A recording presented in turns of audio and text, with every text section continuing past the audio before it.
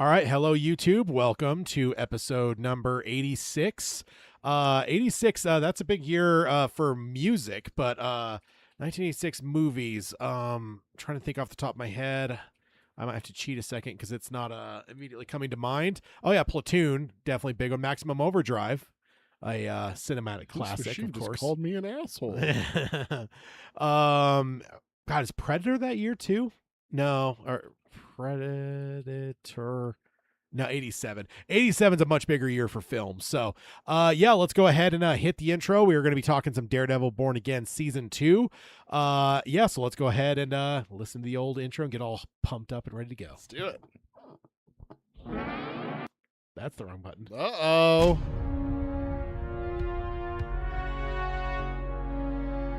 He who is ashamed of his geekery has forgotten the face of Stan Lee.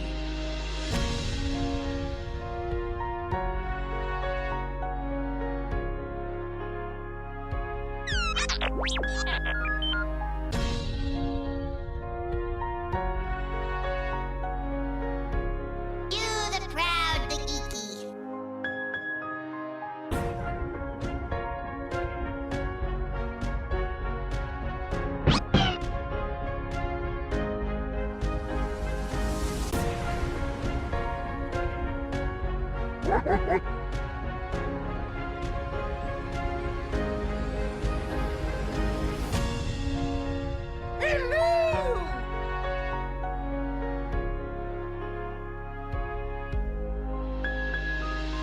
This is the podcast, Geekery Abides.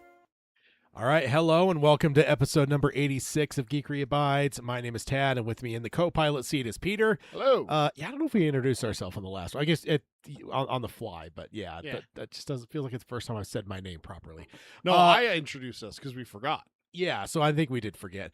But yeah, so for episode 86, looking at my a better list. I will say when you Google years movies on Google, their list is absolute fucking trash. It's terrible how they sort it. For the YouTube side, I guess was it Predator? No, it's Aliens. Came out in 86.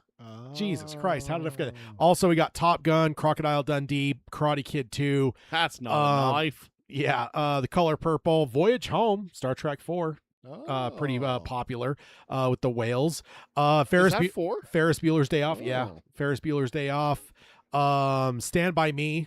Maximum Overdrive. So you got two classic Stephen Kings that year. This machine just called me an asshole. Poltergeist 2. The Fly. That's with a good one. Goldblum. Real juicy. And then Rocky 4. So there's a lot of movies that year.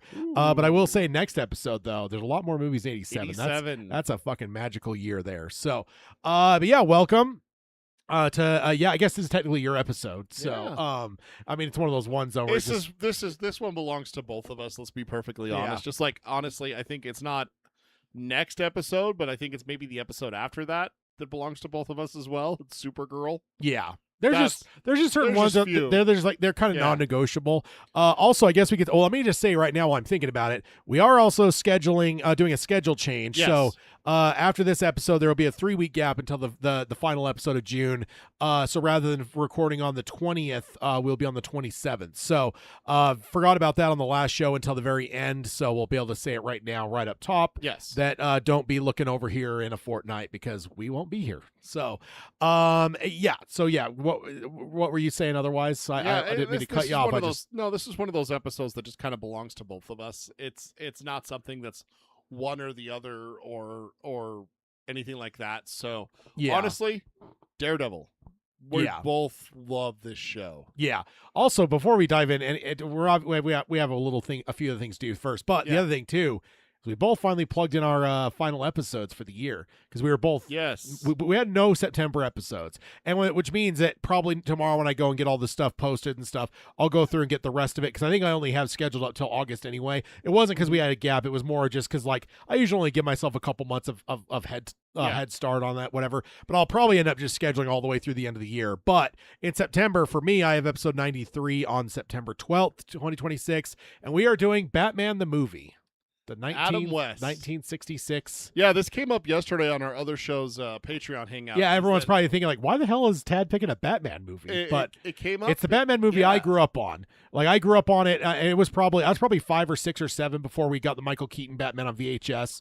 I still remember it because it was that iconic black cover with the yellow that logo, which doesn't match the one on his suit, by the way. Nope. That always bothered me as a child. Although the one on his suit is not as good as the one on the cover, in my opinion. No. That one on the poster is the quintessential Batman logo, in my opinion. But yeah, so before that though, we had a VHS recording of the Batman movie, or Batman the movie from 1966, and I grew up watching that. So that'll be kind of a flashback for me. Yeah. That was pre kindergarten era Tad's Batman was the Adam West. And I've never watched a single episode of the Batman show from the 60s You've seen or the clips. movie. Of course I've seen clips. I mean, the shark spray, the mosquito, the fruit flies, the deadly what is it, Madagascarian fruit flies, the shark, the rubber shark. Yeah, the shark off repellent. Yeah. Surfing with the Joker with the board shorts over the bat suit. Yeah.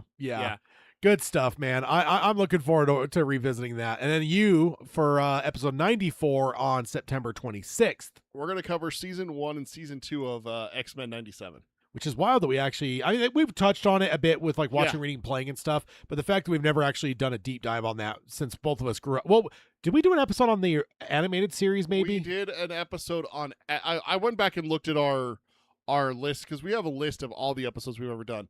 We did a dream casting for X-Men. And then we did a X-Men episode where we just talked X-Men, everything period. X-Men, comics, shows, movies. So we probably touched on 97 a smidge and like watching, reading, playing, but we've not done a full episode on it for right, sure. And which is what I realized today because, spoiler alert, in my watching, reading, playing, I rewatched X-Men 97 season 1. Okay. So that's what we're doing now is emails. Emails first. Emails Let me get transition that over here. So emails, if you want to email the show, you can shoot emails over to Peter at geekerybinds.com or Tad, T-A-D-D at geekerybinds.com. I do think I have an email that was actually for you, but not for this episode. Okay. And I think he said, in the email, he said he was going to send it to both because he wasn't sure whose episode it was. But it's a few episodes from now. I think it's for the Star Wars. Top Star Wars scenes. Yes. Yeah, which It's is not next episode, but the episode after that, right? August 29th. Yeah. No. August 29th. Right. Okay. Yeah. So, and then if you want to email the show again, so Peter at geekerybinds.com or Tad, T-A-D-D at geekerybinds.com. We kind of produce the episodes halvesies. So Peter gets the evens, I get the odds. Yep. So if you want to email the show about a specific topic, shoot the email to the respective host, or if you wanted to surprise Peter on something and bamboozle him or something, of course, email me. That would be the most logical thing to do. So that's the way to contact the show. And then, now we can get over to watching, reading, playing that Peter was trying to jump the gun there. We got a little false start here. I do what I can. You said August 29th for that Star Wars one? Yes. Rank your favorite Star Wars scene from each Star Wars movie. I'm setting a reminder to look at John's email because that is quite a ways away for me to remember that. So yeah, just going to put myself a little reminder, and then we'll dive into more watching, reading, playing for me. So, like I said, X-Men 97 season 1. I also kind of strong-armed my wife into watching Arachnophobia on Memorial Day. Oh, that's fun. How'd that go? That spider jumping out of the fucking basement. Like, by the end of the movie, you have your feet on the couch. That's a couch foot movie. By the end of the movie, both my wife and daughter were curled up on the couch and screaming their guts out. Did you Did you? No, I was sitting over in my my computer chair away from them. There had to have been a cat toy or something you could use to. Nope. I was across the room, so I couldn't have. Did you release a gaggle of real spiders into the house just to? No. However, I continuously made comments over and over again that I got several. Shut up, go to hell. Like, how many spiders do you think are looking at us right now? Well, the worst one that I got to admit, the worst one that I made was after we finished the movie. My daughter's like, "Hey, I'm going to go take a shower." I'm like, "Hope there's not a spider." Yeah, check the. My spout. wife got so mad at me. She's like, "You get your ass up right now and go check that shower for her." And so I did. I did my. Yes, ma'am. I fucked up. That's on me. I'm going to go own it. I went in there and I thoroughly. I moved the shampoo bottles. I checked. The worst part about it is, the little cover for the pipe that comes out for your shower head? Our cover has come off. And it needs to be like recocked and everything like that to be put back on. But we're getting ready to move, so they told us not to mess with it. It's a perfect spot for a spider to come crawling out of. So I had to look in there and everything. And I got to admit, I I got a little nervous there. I started freaking myself out. Is there any open cereal bags in the house? No, we always leave them closed. Well, no, I mean open in terms of the seal is broken. Yes. Because that was one of my ones that got me as a kid. It's that person that was just going to the cereal. Sheriff, yeah. The fat fuck. I have a story about that. John Goodman is a saint, though. Oh, is the exterminator, not the sheriff. But yeah, I have a story about cereal though. She also says you would not be here today if you released real spiders into the house. That's, I would be dead. I would be dead. Yeah, that might be fair. I mean, no jury would find her guilty. Spiders are spiders or centipedes into the house. Ooh, I didn't say the C word. I didn't say it. Although yesterday you did say that there really should be more centipede movies. I don't know what you're talking about. You have no proof that I said that. I don't know what you're talking about. You said it. I don't know. Sir. The question is, if you said it in my car, I wonder if I have a recording somewhere in my spaceship of a car now. I don't know if you. I don't know what you're talking about, Ted. I did not say that. I think you said that. Yeah, no, I don't think so.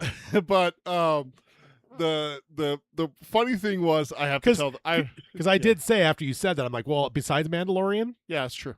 Because there's I will say that we were gonna watch something else because it's Memorial Day. We were gonna watch like a night. There's it's kind of a 4th of July-ish type. Isn't there like a holiday going on during that movie? It's been 25 years since I've watched it. It's a party where they're welcoming him because they have fireworks and stuff at some point, don't they? No, I don't think so. Oh, I don't remember fireworks. I guess I've Berenstein bared myself a little bit on that because again, it's been probably even more than 25 years since I've watched it. Because 25 years only puts us back to. It's probably I don't even know. You should rewatch it. It's a good movie. I should. It really is. I think I own it too. Yeah. So is it up there? I don't know. I can check my little let's see. Would be right. Yep, it's right there. Excellent. I think.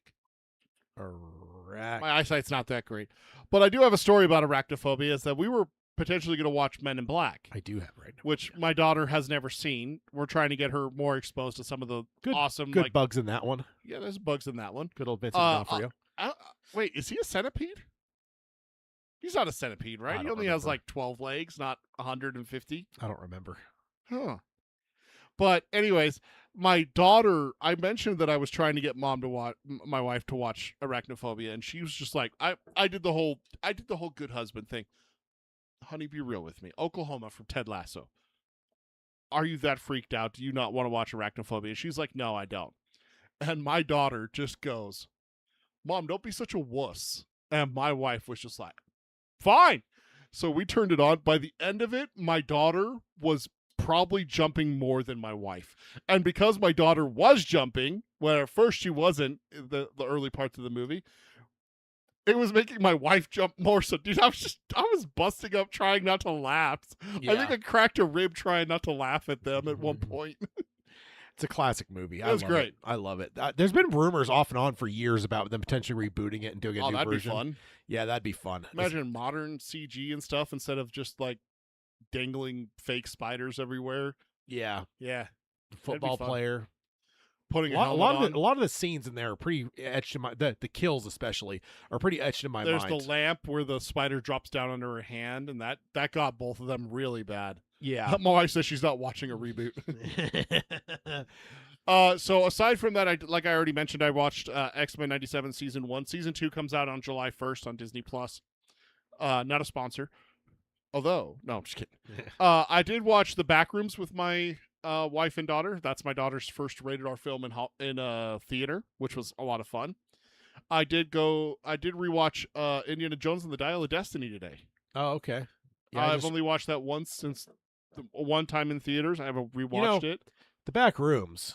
You know, a good snack for that movie would be cotton candy. Yes. Excellent. You psychic bitch. I know Great you. minds. Yes. Yes. If you know, for at least you know. for at least one scene in particular. Am I sitting? Did my chair sink on me? I feel like I'm sitting really low. You do look kind of low, Did actually. my chair sink on me? It may Okay, have. I'm gonna finish my watching, reading, playing, and I'm gonna fix my chair. All the other things I've been watching is I've been, Yeah, yours is like, yeah, you are like on the screen. You look lower. I'm feeling very like compressed down. I don't know what happened to my chair, but it's sunk.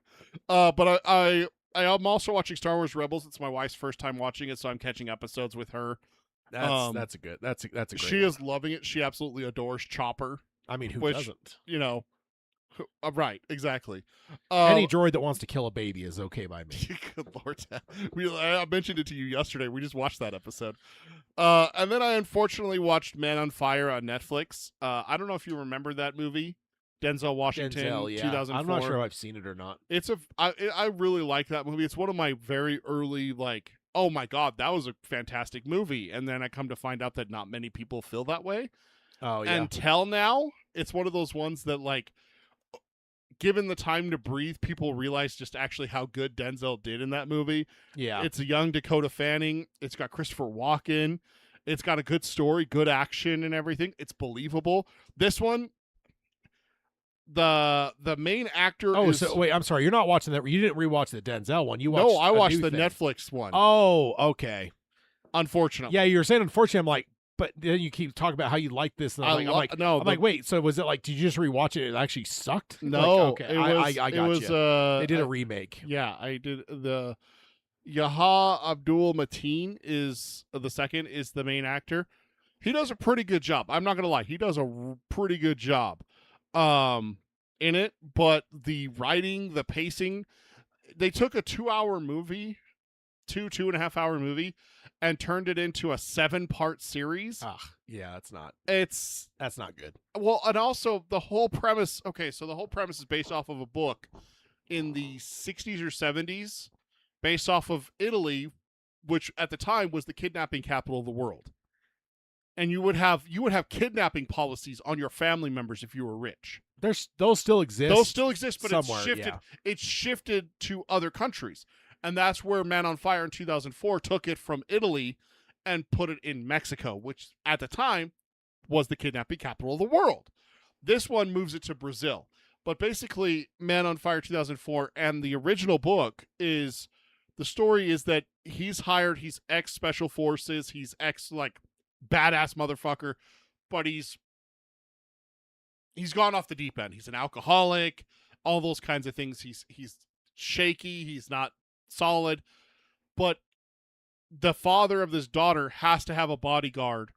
Otherwise, the insurance won't cover her. Yeah. And so they hire him. Okay. He gets his I vaguely remember the trailer for the Yeah. movie now. He Yeah. gets it. It's Ridley Scott, if I remember right. I don't know about that, but Or yeah, I think it's Ridley Scott. 2004 film. CIA officer. Tony Scott. Oh, Tony Scott. Yeah, Tony Scott. Tony Scott. But you're one sibling away from One being sibling, right there. it's his brother. But basically, it's like he's a bodyguard in that. In this one, his friend Rayburn brings him down to Brazil to be a bodyguard for the fucking president of the country. Like his assets and stuff, because he's running for election, and there's like this terrorist group running amok. There's no girl, basically. Yeah. Except then the terrorists blow up a building, and Rayburn and his whole family, except for his daughter, dies.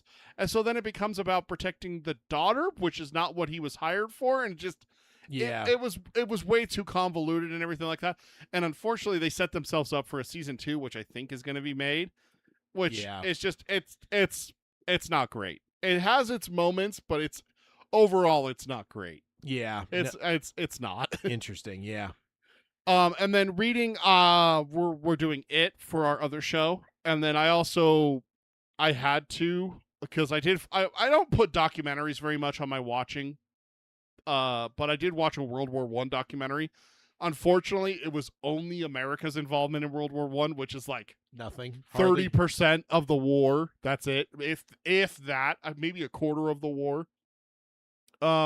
Which just made me want more World War I. So I went and bought Blueprints for Armageddon. It's long overdue that I re-listened to that.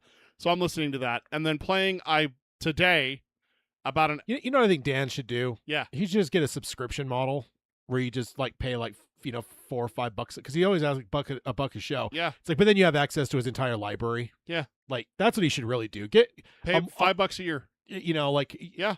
like honestly, even if it were a few bucks a month, dude, I would do that. Oh, yeah. Like just to have unfettered access to everything. Do $2-3 every month, or do a subscription for $6 a year. Yeah. You get the discount just like regular streaming services and everything. Yeah. And then I've been replaying Repo, which is a silly little game that's fun. And then Lego Batman, The Legacy of the Dark Knight. I 100%ed it, finished it completely today. So I need something new to play. And I don't know what the hell I'm going to do with Well, myself that Bond tonight or game is tomorrow. out. I know. I've been so busy the last little bit, but after this episode's wrapped and stuff, I might have a little bit more open time, or I might be looking at the old marketplace at that because I'm hearing nothing but rave Stellar reviews. things, yeah. So, All right, I'm going to fix my chair. all right. So on my side, I've got playing. I will it did drop. All right. Yeah, so my on the Oh, that's better. I'm going to go backwards. The only thing I've really been playing in the last little bit has been Mortal Kombat. The like Legacy Collection. It basically has the first 4 games, which I don't give a fuck about the 4th one. That's when it went 3D and stupid. But playing the original 3 games, that's pretty much all I've done, and that was even like damn near closer to the last episode than now. I haven't played a lot of games. I don't even know when the last time I've turned my console on. Honestly, it's just been too busy with all kinds of shit going on. Reading it, like you mentioned, and then still watching Modern Family. I did go see Passenger in theaters. Kind of a letdown. I mean, it was Best okay. parts in the trailer. Yeah, the trailer is better than the movie in a lot of ways. I feel like even the trailer was edited better because that's like the first, opening of the movie type stuff. But even there, I felt like it was less tight than the trailer. So I think the trailer did a better job in a lot of ways. It was okay. It wasn't like terrible, but it was just, and here's the other caveat.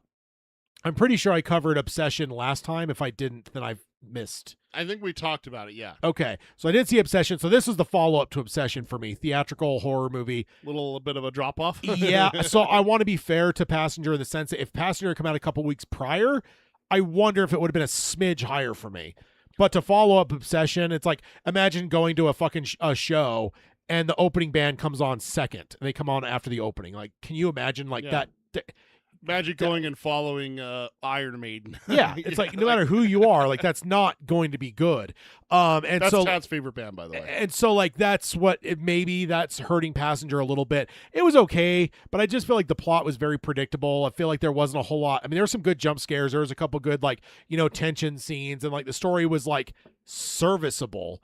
But I feel like at every point, if they could have done something interesting and unique, they kind of just chalk the other way. Yeah, they just went like the chalk pick on that. You're like, I would really like it if they would do A, and they decided to do B. Yeah, 100%. And then the other part of it too is then Backrooms comes out, so it's like it's sandwiched between Obsession and Backrooms.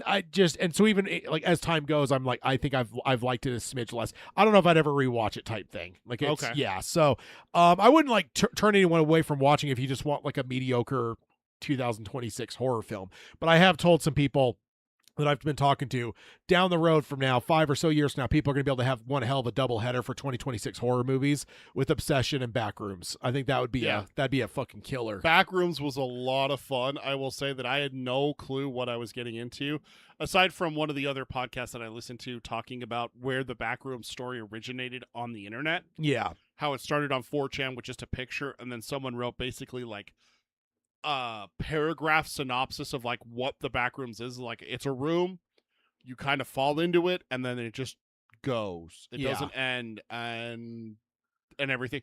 And then from there's been people who have added things, there are people who have subtracted things, and it's just there's been games based off of it, there's been short stories, short films. I saw someone everything online asking the question of like, nobody really owns this because like the way it was created, like in theory, any studio right now could make another Backrooms movie. It doesn't have to be this studio. Now they couldn't use the same characters or anything, of course, but it's like the premise of the Backrooms was so like almost like grassroots, and it's like there's no owner. And that's the only thing that I really knew about it is like, okay, you're going to go through, and then I know that it's a survival horror game, and so there's monsters, which means if it's a horror film, the monsters are going to be there, right? but I don't know what the monster looks like. Yeah. I don't know what the monster does. Does it spit fire? Does it eat you? And Does it... honestly, to me, like the monster, whatever you want to call it, the monsters, was the least compelling part of the movie for me. Yeah. Like, I think the back rooms part of it itself was way more compelling to me. It's like, you almost could have done away with that, in my opinion. Now, there were some good creepy scenes with them, so I'm not saying, like, whatever, but it's like, I feel like the back rooms themselves were so fucking, like, that liminal space thing was just so, like, off-putting and so, like, psychological. I'm like, I almost think you could have just done the whole movie on that. Again, I'm not shitting on anything. I'm just saying that, like, the least scary part to me in some ways was the monsters. I think you mentioned when we were hanging out yesterday, one of the best scenes had to do with the monsters, and I think I agree with, like, you know, scare scenes and stuff. But like overall, it's just like it was so compelling on its own. It's well, like, I loved that we didn't see the monster. Like it was very much a Jaws thing where like we didn't see the monster until which was effective a lot later in the film. But there's a scene where the monster does something and you can tell that it's the monster, but it's not even on screen. Yeah. And you're just like, oh, and that's the one I was talking about. It's just like, oh my God, this is so fucking eerie and creepy. Yeah. There were several parts that I was just like, this is really well done. Yeah. And then like the ending even like, I remember walking up, my daughter's 13. I remember walking up, my daughter's like, what does that ending mean? I'm like, welcome to films. Like there are films, you'll run into films like this where it's just like, what does that mean? And then you're going to go online and you're going to have one person who says, well, I think it means this. And then you're going to have another person be like, well, no, it means this because of this. Yeah, interpretation. This is my interpretation of it because this scene plays to that way. And they're like, well, no, but this scene plays that way. And it's just, it's a back and forth. And the best part about it is that it is going to keep it in the zeitgeist. It is going to keep people talking about it, especially because, like you said, I'm expecting a franchise. I'm expecting a fucking franchise off of this. Yeah, I think they're already in talks for a part 2, which actually is funny to me because it's like, I'm not opposed to a part 2, but I think I'd prefer an Obsession 2 just because, like, the premise of that just feels like it's infinite. Like, it, for where some horror is like, come on, I'm not saying Backrooms, but it's like, there's some horror, it's like, okay, how are they going to figure out a sequel here? Whereas, like, Obsession is just Jason's been cut, his head's been cut off, his legs have been cut off, they've been shipped into the sun, he's been disintegrated, they showed it, he's dead. How are they going to do Jason 17? You know, but they do that, though. Obsession is just so wide open that it's just like, so it's funny to me that's like Backrooms is the first one to get sequel talks, where it's like Obsession is probably the one I'd want the sequel to quicker. Especially how good it's done. Like, the thing that blew my mind with Obsession that you dropped on us in our text chain was a week or two ago. You mentioned that Obsession was back in the #1 spot. So it was #1. Fell out to Mandalorian and Grogu and took it back over. Yeah. That doesn't happen. No. It's how do you have a Star Wars film lose its spot after 1 week to a horror film that's a few weeks old in May? Like there is a gravity to you know, gravity works a certain way. Films don't go back up the charts. No. That is unheard of. That's not a thing. So not it's only that, but to do it over a Star Wars film by a horror film. Yeah. Not in October. Like, if you did this in October, okay, it's spooky season. People are going to go see a horror film. Yeah. The Star Wars fans came out and saw it for the first week, and then it fell off hard because it's horror film season, so people are going back to the horror film. Yeah. This is May. Yeah. When this happened. May and June is when this happened. That is unheard of. Yeah. No, it's insane. Yeah. And then it ended up taking that next weekend as well. So it's like, it's like it still beat out Backrooms. Or was that the next weekend? So it was Obsession. I think it was Obsession and Backrooms, or I think it was Backrooms was #1, but Obsession was #2. So it's like it maintained that lead over Star Wars. It still held that over Mandalorian and Grogu for the entire next weekend, which is nuts. Which is wild for a $750,000 movie as well. Yeah, that's the thing is with how crazy cheap it was to make and how much money it's making. How does it not have 3 sequels greenlit already? Yeah, no, 100%. And then I decided last weekend to rewatch a beloved film of mine. It's got to be the 6th or 7th time I watched it now for a movie that's only been out a year or so. Is Life of Chuck. Oh, I had to watch it again. It's just that movie's like irresistible, man. And then my wife is here in the chat. Have we watched that yet? I need to know if we've watched that yet. If not, shame on me. Yeah, indeed. Yeah. Shame on you and a pox on your house. I just pulled up just to see. Nope, that is a no, sir. You've damn not it! watched I that. failed. Shame. I deserve this. Shame. Right now, for the weekend of May 29th to May 31st, Backrooms took first, Obsession took second, Star Wars took third. Yeah. Right now in the dailies for Friday, Masters of the Universe 1, Backrooms 2, Obsession 3. The Amazing Digital Circus, The Last Act, that's the one I was telling you about. My daughter was obsessed with, like an anime, beat out Star Wars. Yeah. So that's just, holy shit, what Yeah. the hell's going on here? Yeah, it's wild. And then we've got the only other thing I've watched is I did rewatch Daredevil Born Again. Oh, you did get a So, rewatch in? I did, yes. I unfortunately did not. So I'm going largely off of memory here. So you're going to have to help me. Sweet. So yeah, let's get on over to the main topic. Yeah, Daredevil Born Again season 2. Just as a recap, I feel like this show is deeply ingrained in our show because I feel like we kind of went through the pre-production. Like I feel like this is one of the biggest things we followed in the early years of the show. Yes. So I just feel like, I don't know if you feel that way, but I just feel like this is almost like a mascot show for us. I mean, it deserves for Geekery Abides, and also it's one of the ones that's not necessarily like a linchpin, but honestly, to give a little background to this is like, we started our other podcast show 10 years ago this fall, or 11 years ago this fall, 10 years ago last fall. 2015. When that came out, when we were getting ready to do that show, Tad was getting me to watch Daredevil right before that. Yeah. Like the months leading up to it, we were working night shift and I was watching Daredevil on my phone. Tad got mad at me for watching it on my phone and not appreciating it on the big like at least on my TV. You know? I say the big screen, but a bigger But I even screen. just mean for Geekery Abides. But for because us, it was so deeply ingrained in like covering it during the news, and that in the era we were covering news a little bit more in the first few seasons of the show. And so it just felt like, I mean, outside of like maybe the biggest Marvel movies, this has probably been one of the most covered things that we've talked about. We really, we covered the first season pretty in depth. So yeah, overall now, the other part of it too is the behind the scenes of it all. They originally were going to have 18 episodes for season 1. They ended up having a bunch of issues where they ended up going and doing a massive reshoot / rewrite. They salvaged some stuff, but not other things.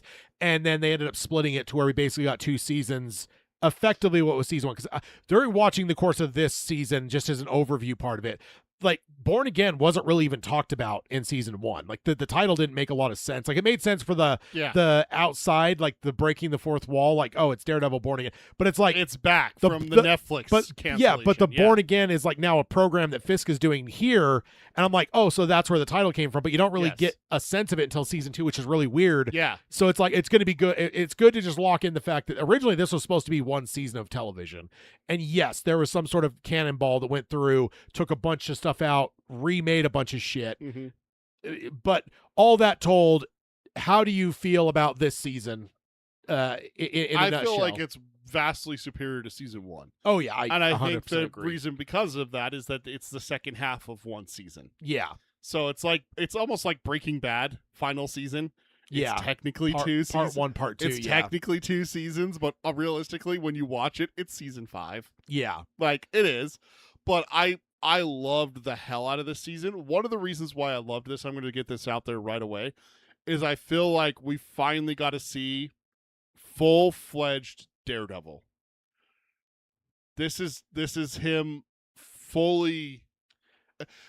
Seasons 1 through 3 of the Netflix show, I feel like there was peaks and valleys where he's definitely Daredevil, but he's not wearing even the costume in season 3. Like season 3, he doesn't wear it at all. Like Bullseye wears the costume. Bullseye wears the costume and everything. He's wearing he goes back to the black. He goes back to the black 3, and the ropes wrapped around his hands and everything. And he doesn't even have like his the sticks and everything. Yeah, you don't really see those in the. I think Born Again's when we really, especially the full usage, like rappelling with them and stuff. We don't see that till season 1. Traveling with them, traversing with them, because that's classic Daredevil comic. Exactly. Like And I think he has like the sticks in the original Netflix show. Yes, but they're just fighting weapons. Even that they're almost like batons, basically, which reminds me a lot of like Nightwing. That's his shock sticks that he has. Yeah, and but even that it's very sparse. So it's like in season 1, very early in it, they let you see us. We see him like traversing and stuff with it. It's like, okay, we are now like fighting with it, like hitting people, grappling out of the way of gunshots and stuff like that. Yeah. And everything. So I really feel this is the first time that we fully embrace and see Daredevil. He's shown up in Echo and in She-Hulk, which I think was kind of like the precursor to this. Is like, that's Daredevil, esque, but this is Daredevil. This is what I expect for Daredevil, and this is also the first complete Daredevil in my mind too, because this is the first time we finally got the D's on the chest. That's the right way to put it. This is the first complete Daredevil.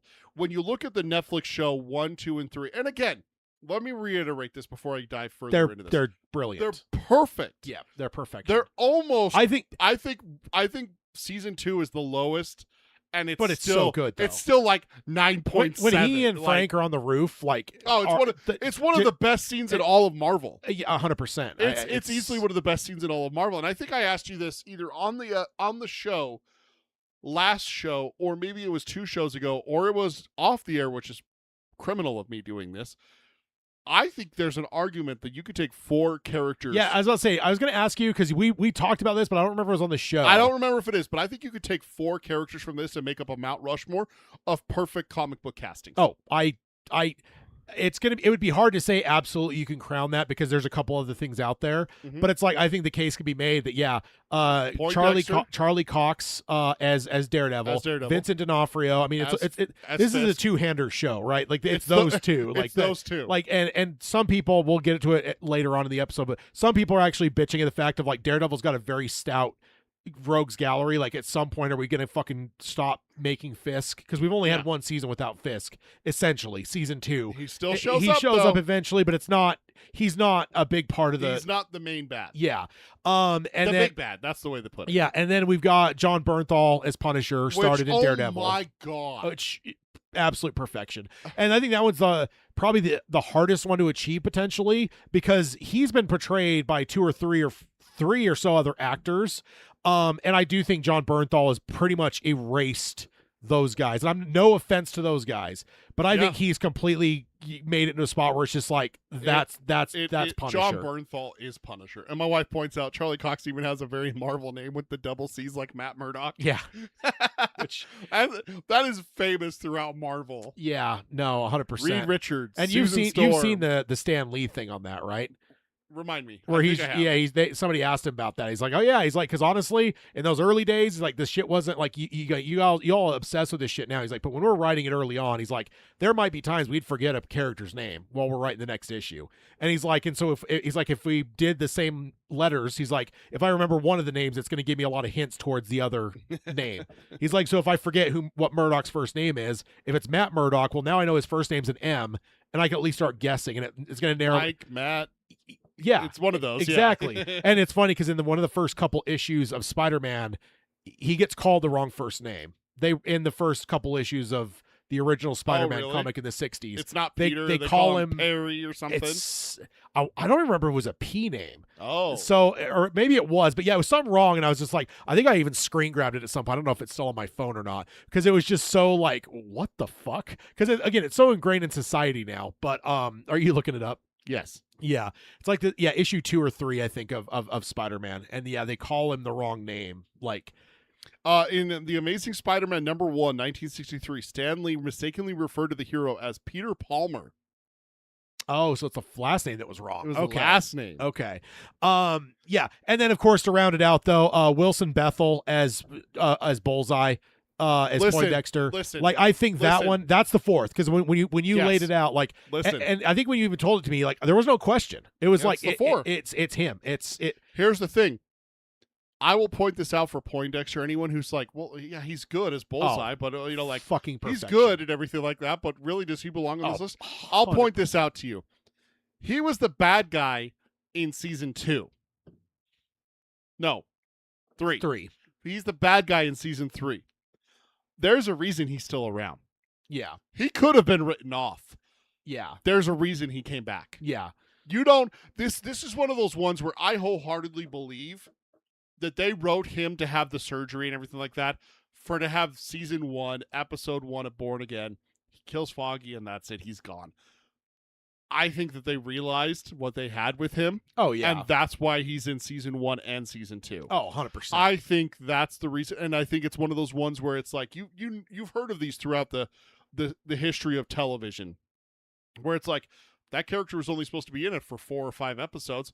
He became such a fan favorite, he's in every episode after that. Yeah. Kind of thing. I can't think of a single example off the top Jesse of my head. Pinkman was going to die at the end of season 1. Yeah, Jesse Breaking Pinkman. Bad. People loved Jesse, and it was just like, Yeah. okay. And the creators did too. Yeah. Like, Aaron Paul, like, was so, like, whatever. But it's like, yeah, that was going to be the culmination of season 1 was like, well, maybe season 2, because there was that weird strike shortened shit. Like, the first season's really short. And then it's, so either way, the culmination of kind of that first block of episodes was going to be Jesse was killed. So that would, I just remembered one, and my wife put one in the chat. The janitor from Scrubs was only supposed to be a cameo kind of thing, like in 1 or 2 episodes. He became a fan favorite. He's in everything, including the new season that just came out this year. Yeah. The other one I remembered is that Spike from Buffy the Vampire Slayer. He was only supposed to be like the big bad for a few episodes in season 3. He was such a fan favorite. They brought him back in season 4. Yeah. And he stayed. He never left the show. He was there until the end of it. Yeah, so Chloe from 24 was never meant to be a long-standing character. She was just because she doesn't show up till like the 3rd season too. Every time I rewatched it back in the day, I was always just like, where the fuck is Chloe? Because like it's Jack and Chloe. Like that's Robin. So it's like, I mean, yeah, she's the person in the chair, but it's like she's Oracle. Okay. She is so always there, a part of Jack, that it's like, so for her to not show up for the first, but then after that, it's like she was just supposed to be this new analyst because they keep dying and shit, or they whatever, and it's just like she just stuck to the point where she's now as ubiquitous as anything else. So, so there's definitely a lot of examples of that. So with Bullseye, the fact of how much he was a part of this season, and again, we're looking at it as one season 1 and season 2. When we're looking at that, how pivotal he was for moving the story forward as well. He's not just a side character who's a nuisance to Bullseye and kind of pissing him off and getting in his way and stuff. To Daredevil, you mean? Sorry. Did I say Punisher? No, you said Bullseye. Bullseye is not harassing Daredevil and everything like that. He is like the main driving force in the story, aside from Daredevil and Fisk. I think he's bigger than Fisk, because I think he is the spiritual challenge to Matt. And Matt's biggest thing is his Catholicism. Like, that's one of the most defining things. And it's like the forgiveness and the grace aspect. Mm-hmm. I would say that Bullseye is a bigger part of this season than Fisk is. Now, really? Yes, Fisk is like the external force that's the enemy, but it's like the struggle of Matt during this entire season was, can I forgive? I mean, you also, am I going to kill Phil? Like, there's that challenge too, but it's like, I feel like, and as I was rewatching, I'm just like, his struggle over Bullseye, because he killed fucking Foggy. It's like, that is a bigger part of like, and I feel like that was where like you see him praying a few times in the church and stuff. It's like, that's about, can I forgive fucking help Bullseye? Me. He's like asking for help. Like, help me forgive this man for murdering my best friend. Yeah. And I think that it's, I think that you're right. I 100% think you're right. When you put it that way, I 100% think you're right. And that's interesting for a character that's supposed to be written off in the end of season 3 of the Netflix show. It's like, oh, he's down and out. He's got to get surgery. Like, he'll be back at some point. Yeah. Maybe as part of like a team up with someone trying to take out Daredevil for revenge.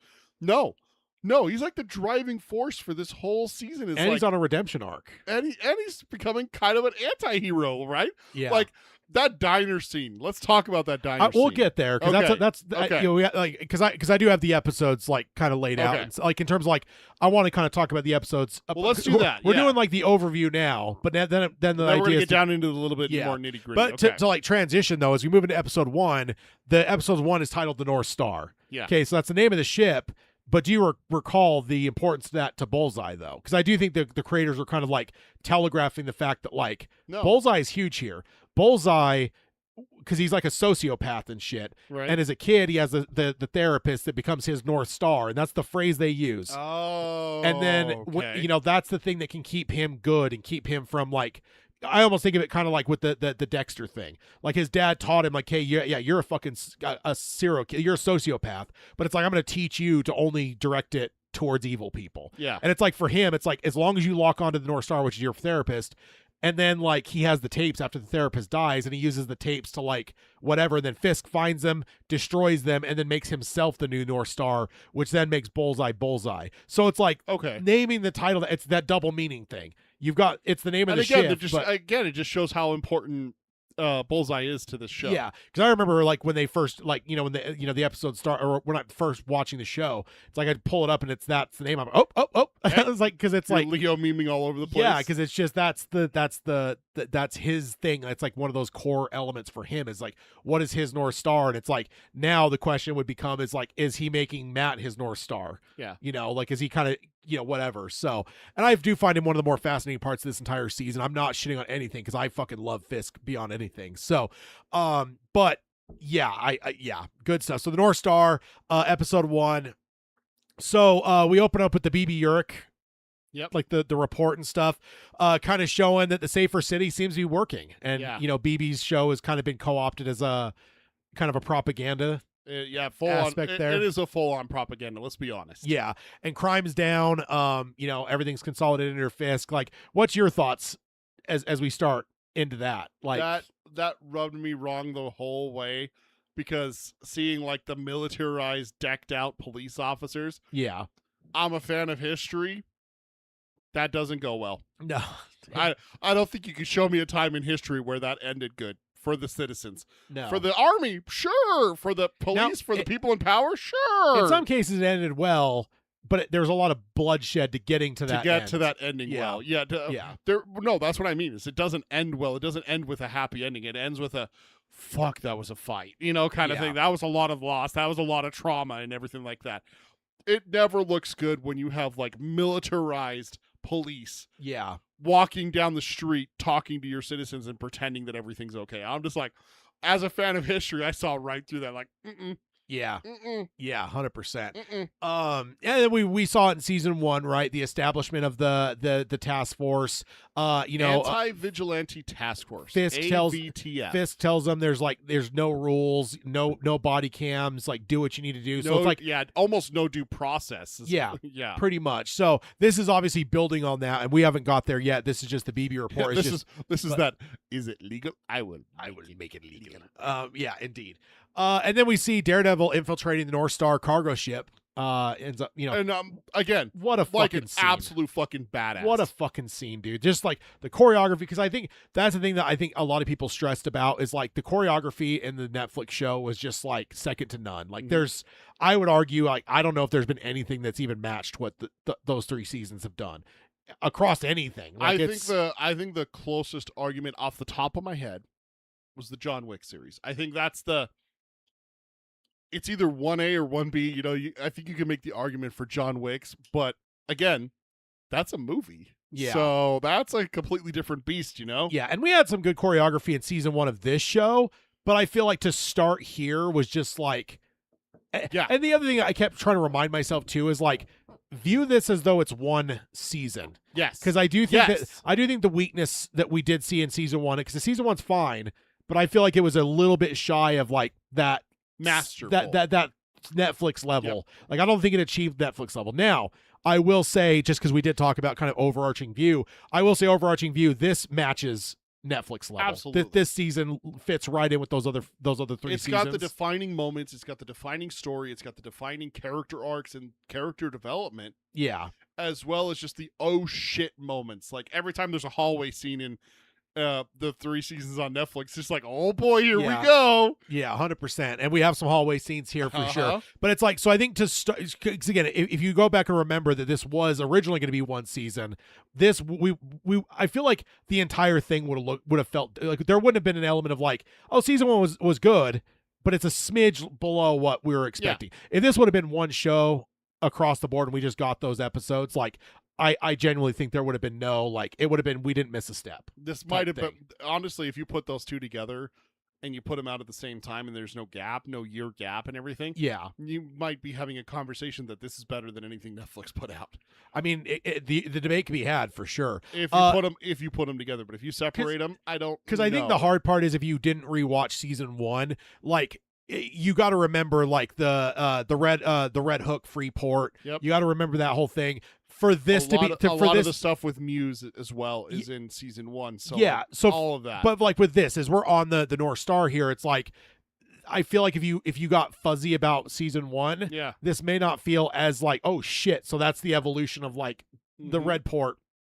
Red Hook Freeport is like the thing, and then this is the natural progression is like we're now moving, you know, Yeah. military grade weapons that are gonna we find out later are gonna be going to fucking foreign wars, you know, Yeah. to arm rebels and shit. So it's like, you know, armed rebels or governments. We have no idea what side they're going to be on. You know. no, that's true. That's true. I mean, we get the Langley thing. Uh-huh. So I would say that, well, Yeah. guess it could go either way.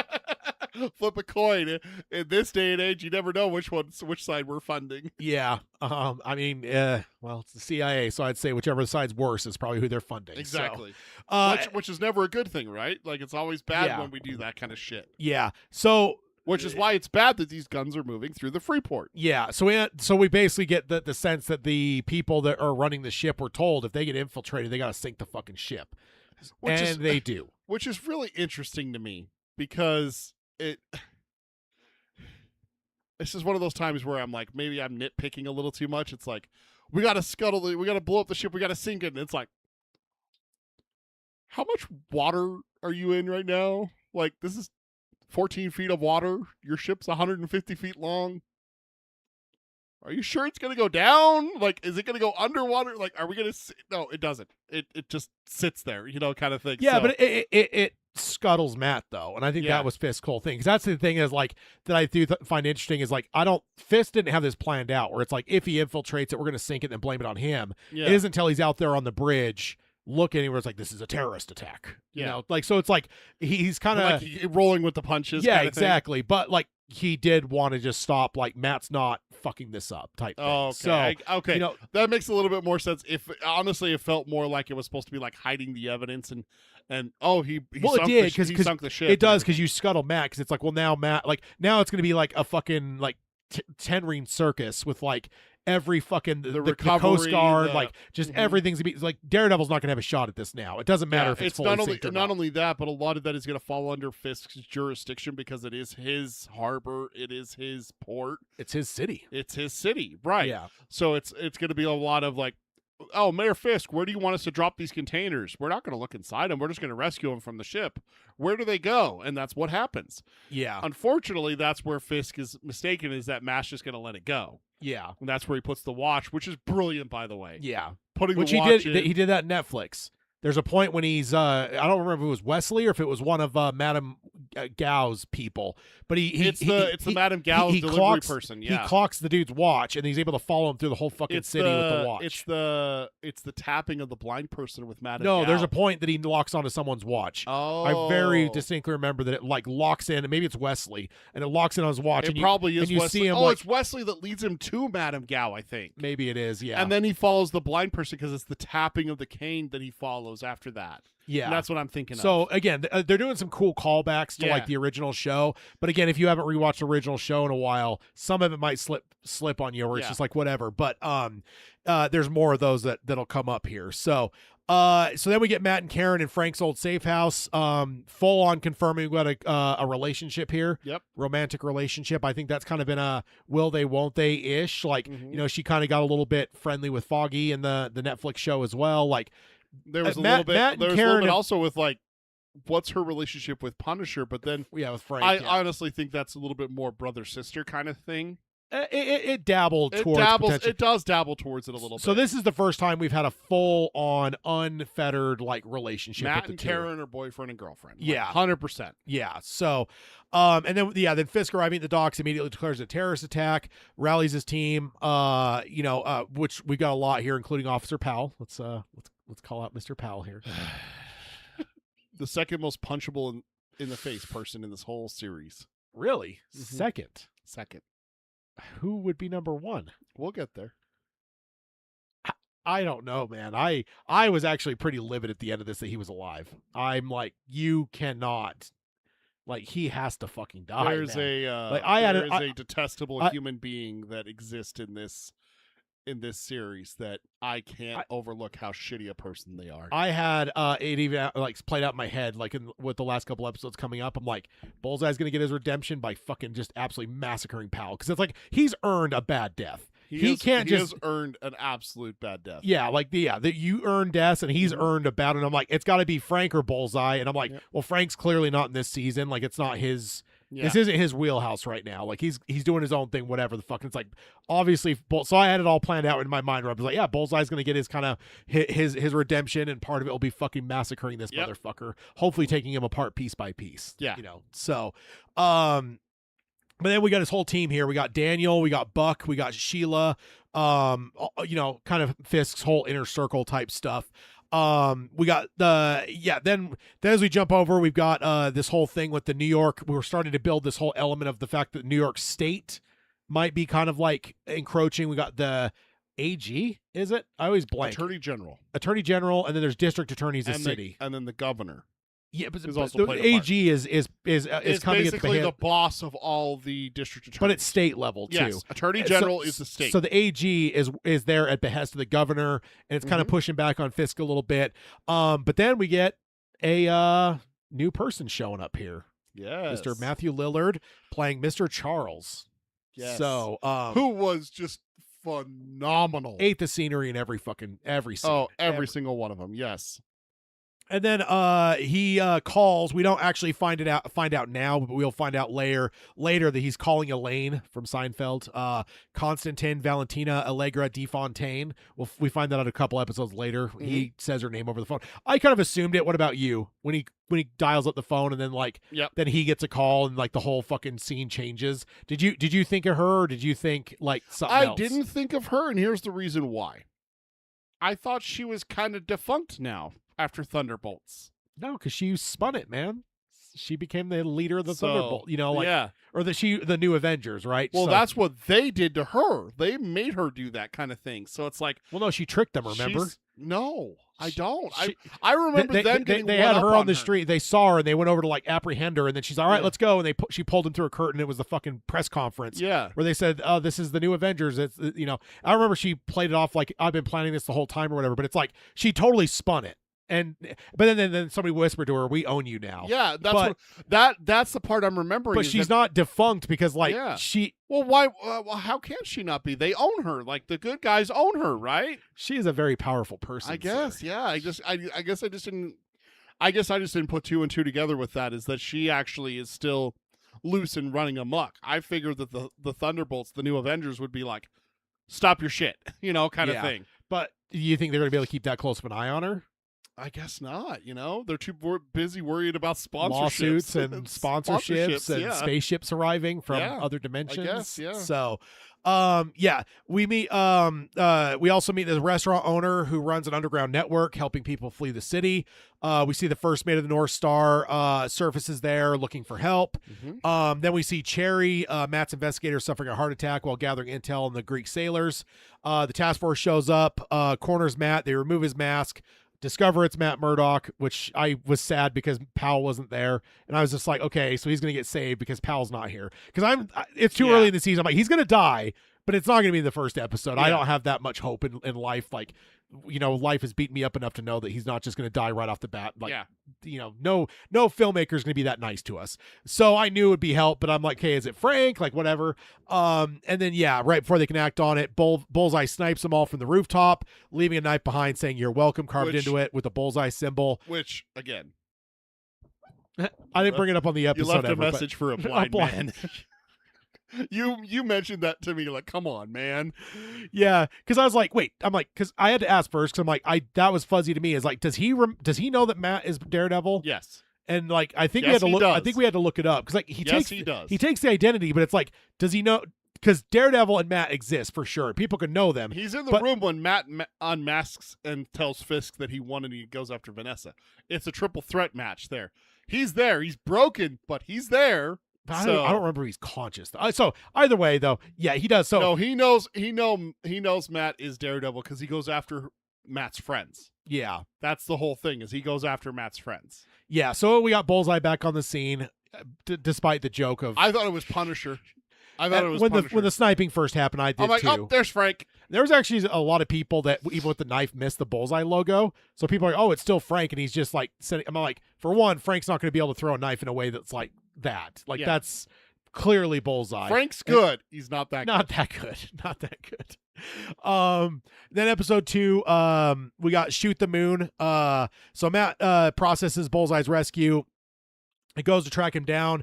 Dex has been visiting his church, which is the same church from Netflix. We got some good callbacks here. Again, this, I think what we all got to remember too is this is not the same creators as the Netflix show. Right. So like all these callbacks that they're doing, because there's a bunch of them in the tail end of the season. He calls out not only Agent Nadine, but he calls out the priest that he kills. So it's like, you know, the father that is Bullseye butchers him, doesn't he? Yeah. Yeah. And he calls out both those. He's, I'm never going to forgive you for Foggy. I'm never going to forgive you for Agent Nadine.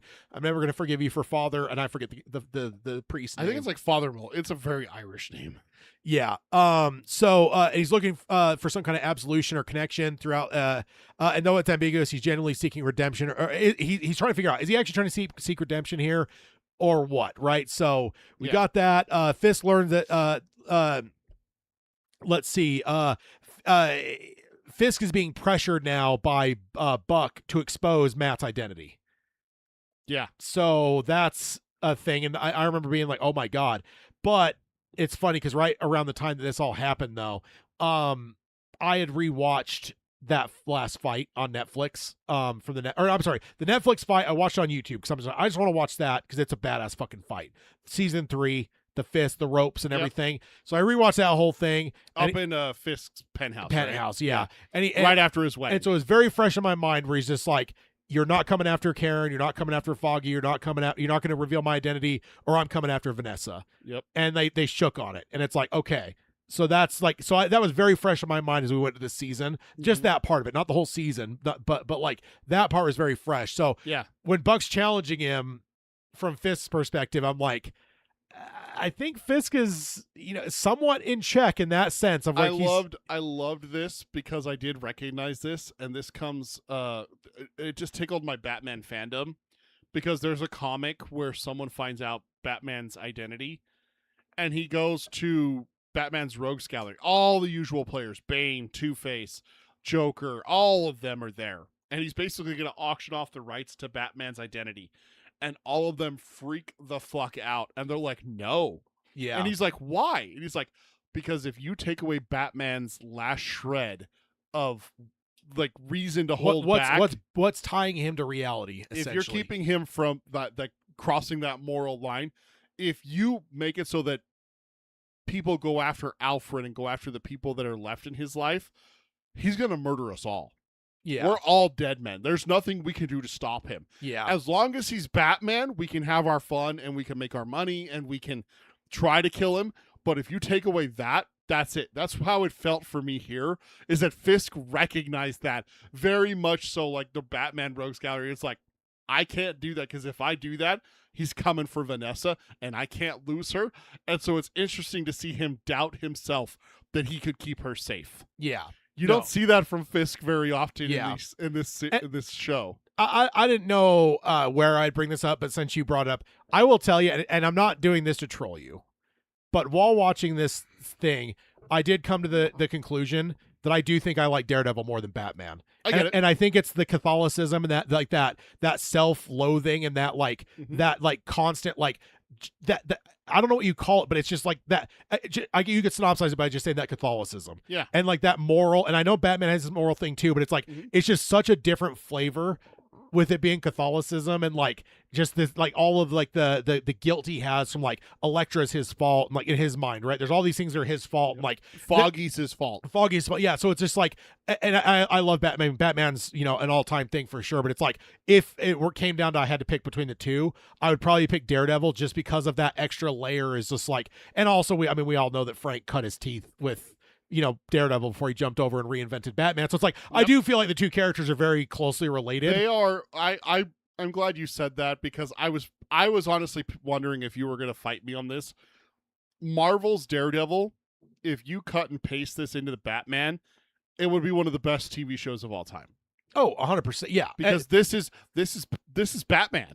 This is him. This is Batman, right? Tragic thing as a kid, he's an orphan. Yeah. He's fighting, but he's trying not to cross that line because of a reason. Yeah. There are different reasons, like you said, Catholicism from that. For Bruce, it's a matter of, God, I don't know if I can pull myself back. And I just become the same as all of them type thing, too. I love the phrase. I don't know where it comes from. I think it might be outside of comics, but it's like, if you kill a murderer, the number of murderers stays the same. Yeah. If you murder a murderer, the number of murderers stays the same. And that applies to Batman and Daredevil. And Yeah. so it's one of the reasons why I love this show so much, is because it's like, that's very cool. Yeah.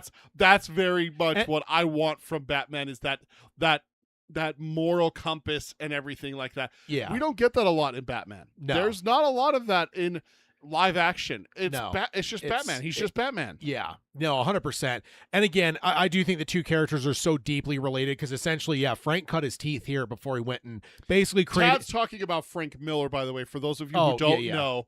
Not Frank Castle, not Punisher. He's talking about Frank Miller, the writer and artist. Probably one of the most One influential. of, if not the most influential. I mean, it's hard to not pick the original two guys because Since the people who invented the characters, Bob Kane and Bill People- Finger. Yeah, we're talking Frank Miller as someone who reinvents characters, and I don't think anyone has done it better than him. no, I mean, yeah, I and- creating characters is a different category. Stan Lee, Bob Kane, Bill Finger, all those people who created superheroes and everything like that. Jack I know Kirby. Let's make Jack sure we Kirby. throw his name Thank in you. there. I could not. I was about to ask what's the other guy's name with Stan Lee, because I know there's another one. Yeah, But Jack Kirby, and there's a whole long list of people who create. Frank Miller took people and reinvented them. He did it with Daredevil, he did it with Batman, and he's done it with others too. yeah, I found out later that he's done it with several others. So yeah.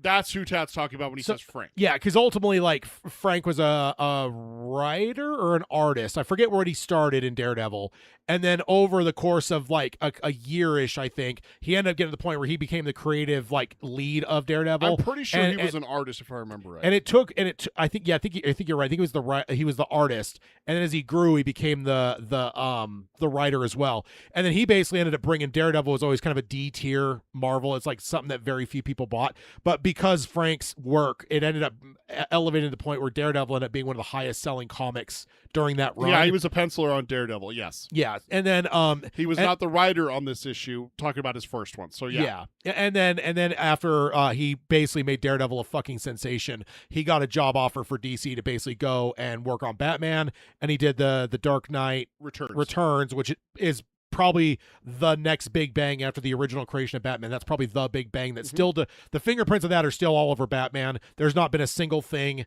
this side of that doesn't have that his fucking grubby fingerprints all the fuck over him. Which is Like- the dark and moody and brooding Batman, the more realistic, down to earth, Yeah. less comic booky. Anyone under the age of 50, that's all they know is basically Frank's There are Batman. outliers to Batman, like you got like the Lego Batman, you got the kid stuff that comes out every now and then. But when you look at just basic Batman, the Arkham games, that's Frank Miller's all over it. Yeah. All over that. And- every movie, live action, almost 100% of the animated. I would say there's one or two animated films that Might have be a there's a Batman versus Two-Face movie that they channeled Adam West, which is fine, yeah. which No, is it's- fine. Yeah. But it's again, it's It's- the outlier. Yeah, it's the Majority, 99% of Batman it's is. the exception that proves the rule. If you looked at a family tree of Batman, you'd have Frank Miller here, and everything post 1980 is almost over here, except for like three things. Probably. Yeah.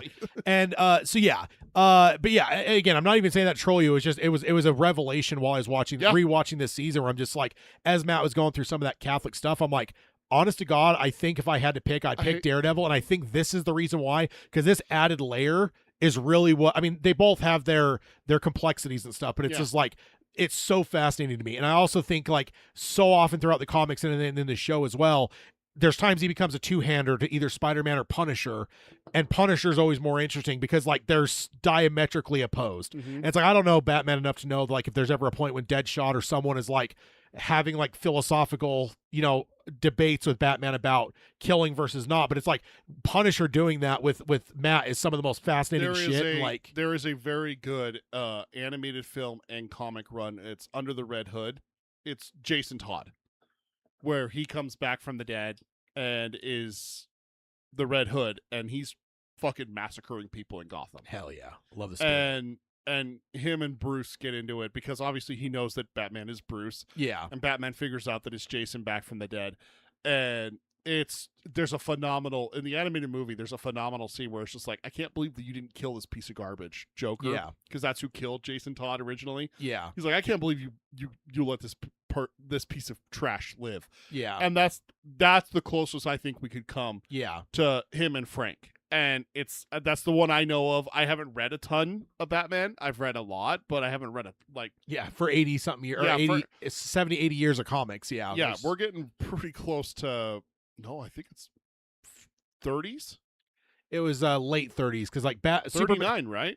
Yes, I think so. Because I think that's right. I'm looking it up. Yeah.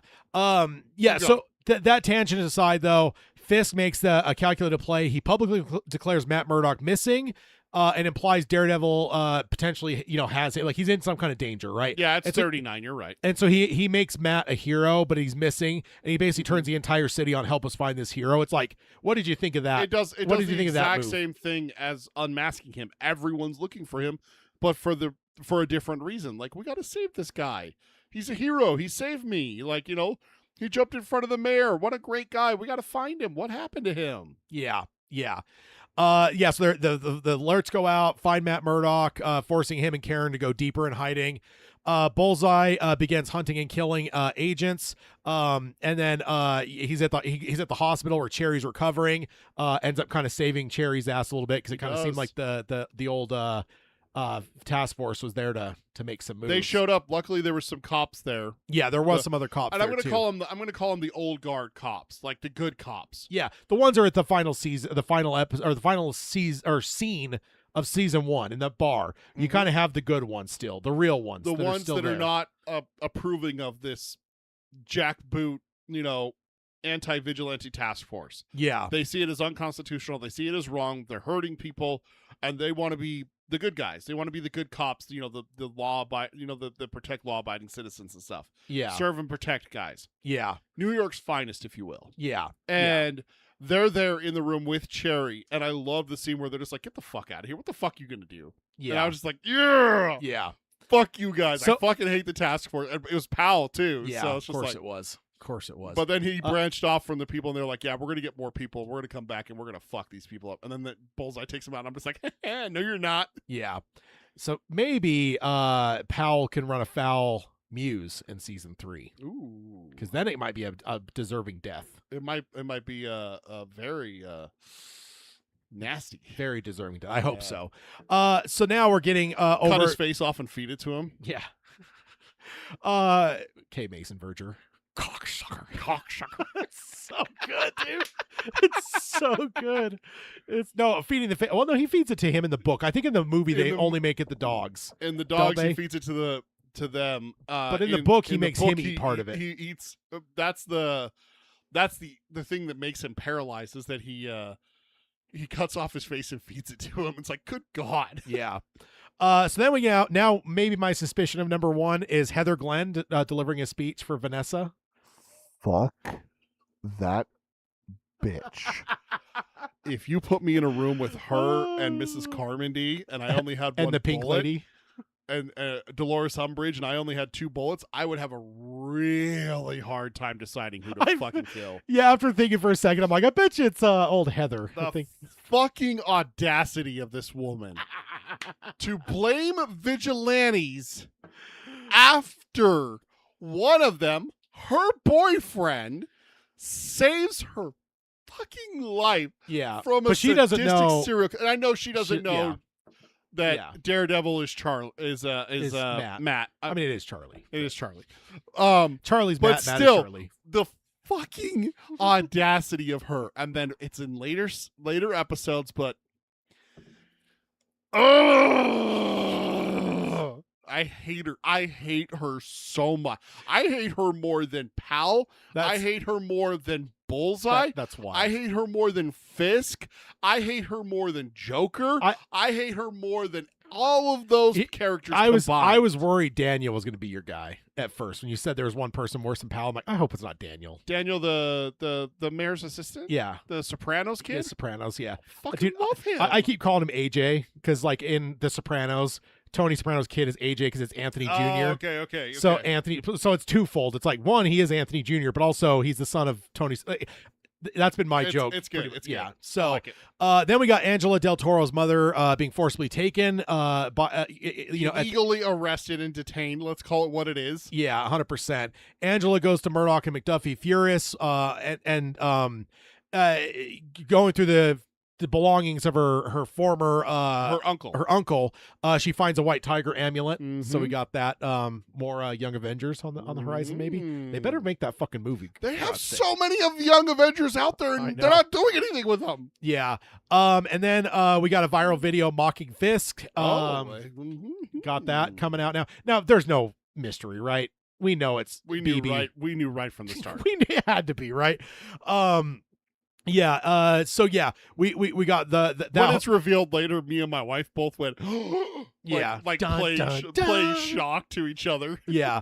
And then the episode ends with Daredevil defending Josie's bar from the vigilante or the anti-vigilante task force. Yeah. Fight sequence just shows how outgunned he is here. That's the scene where he smiles with the gun. Oh my god, dude.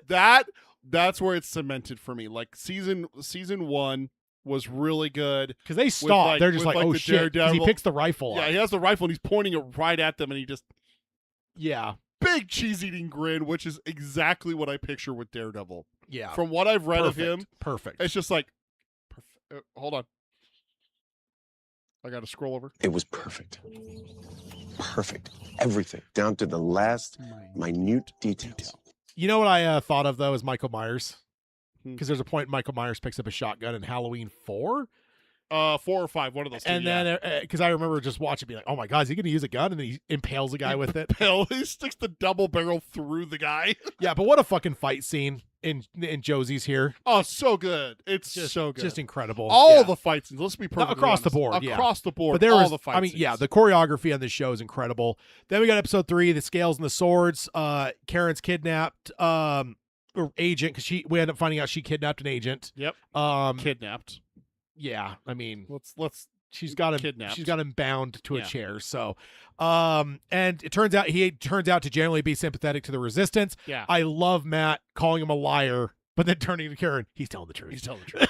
He knows. So funny because he's got that from remember that from the Netflix show. He can tell when people are lying. Like it's the heart rate and everything. Which is a very good superpower to have as a not really a superpower, but I mean, kinda. It's a very good. It's a very good power to have as an attorney. As an attorney, yeah. It's very ambiguous. But it's also really good to know when someone's lying to you as a superhero because it's like, where are they? Yeah, they're at the pier. You fucking liar. Yeah. Okay, I'm sorry. They're at the circus. It's like, okay. Good, yeah. They give Matt the card because he and Karen are talking about how can we get into Red Hook, like it's impossible, like it's just it's a fucking whatever, right? It's a fortress. We get McDuffie is prepping to defend Swordsman, Jack Duquesne, which my god, man, I love that guy. He is a magnetic. I love that guy. But the deck is stacked. Heather is giving a compromising psych evaluation. Oh, I can just picture you getting so heated up watching this. I hate her so much.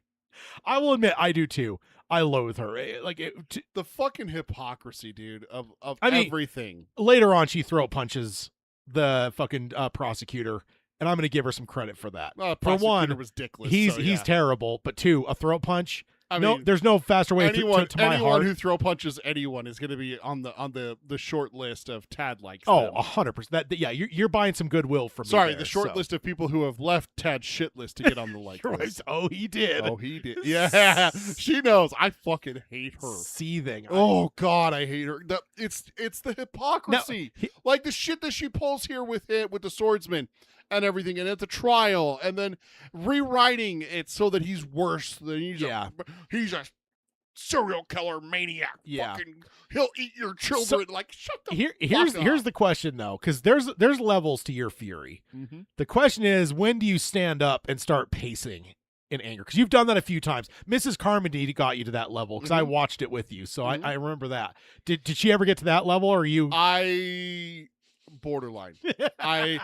The thing is like, usually when my wife and I watch things, we had a different front room setup.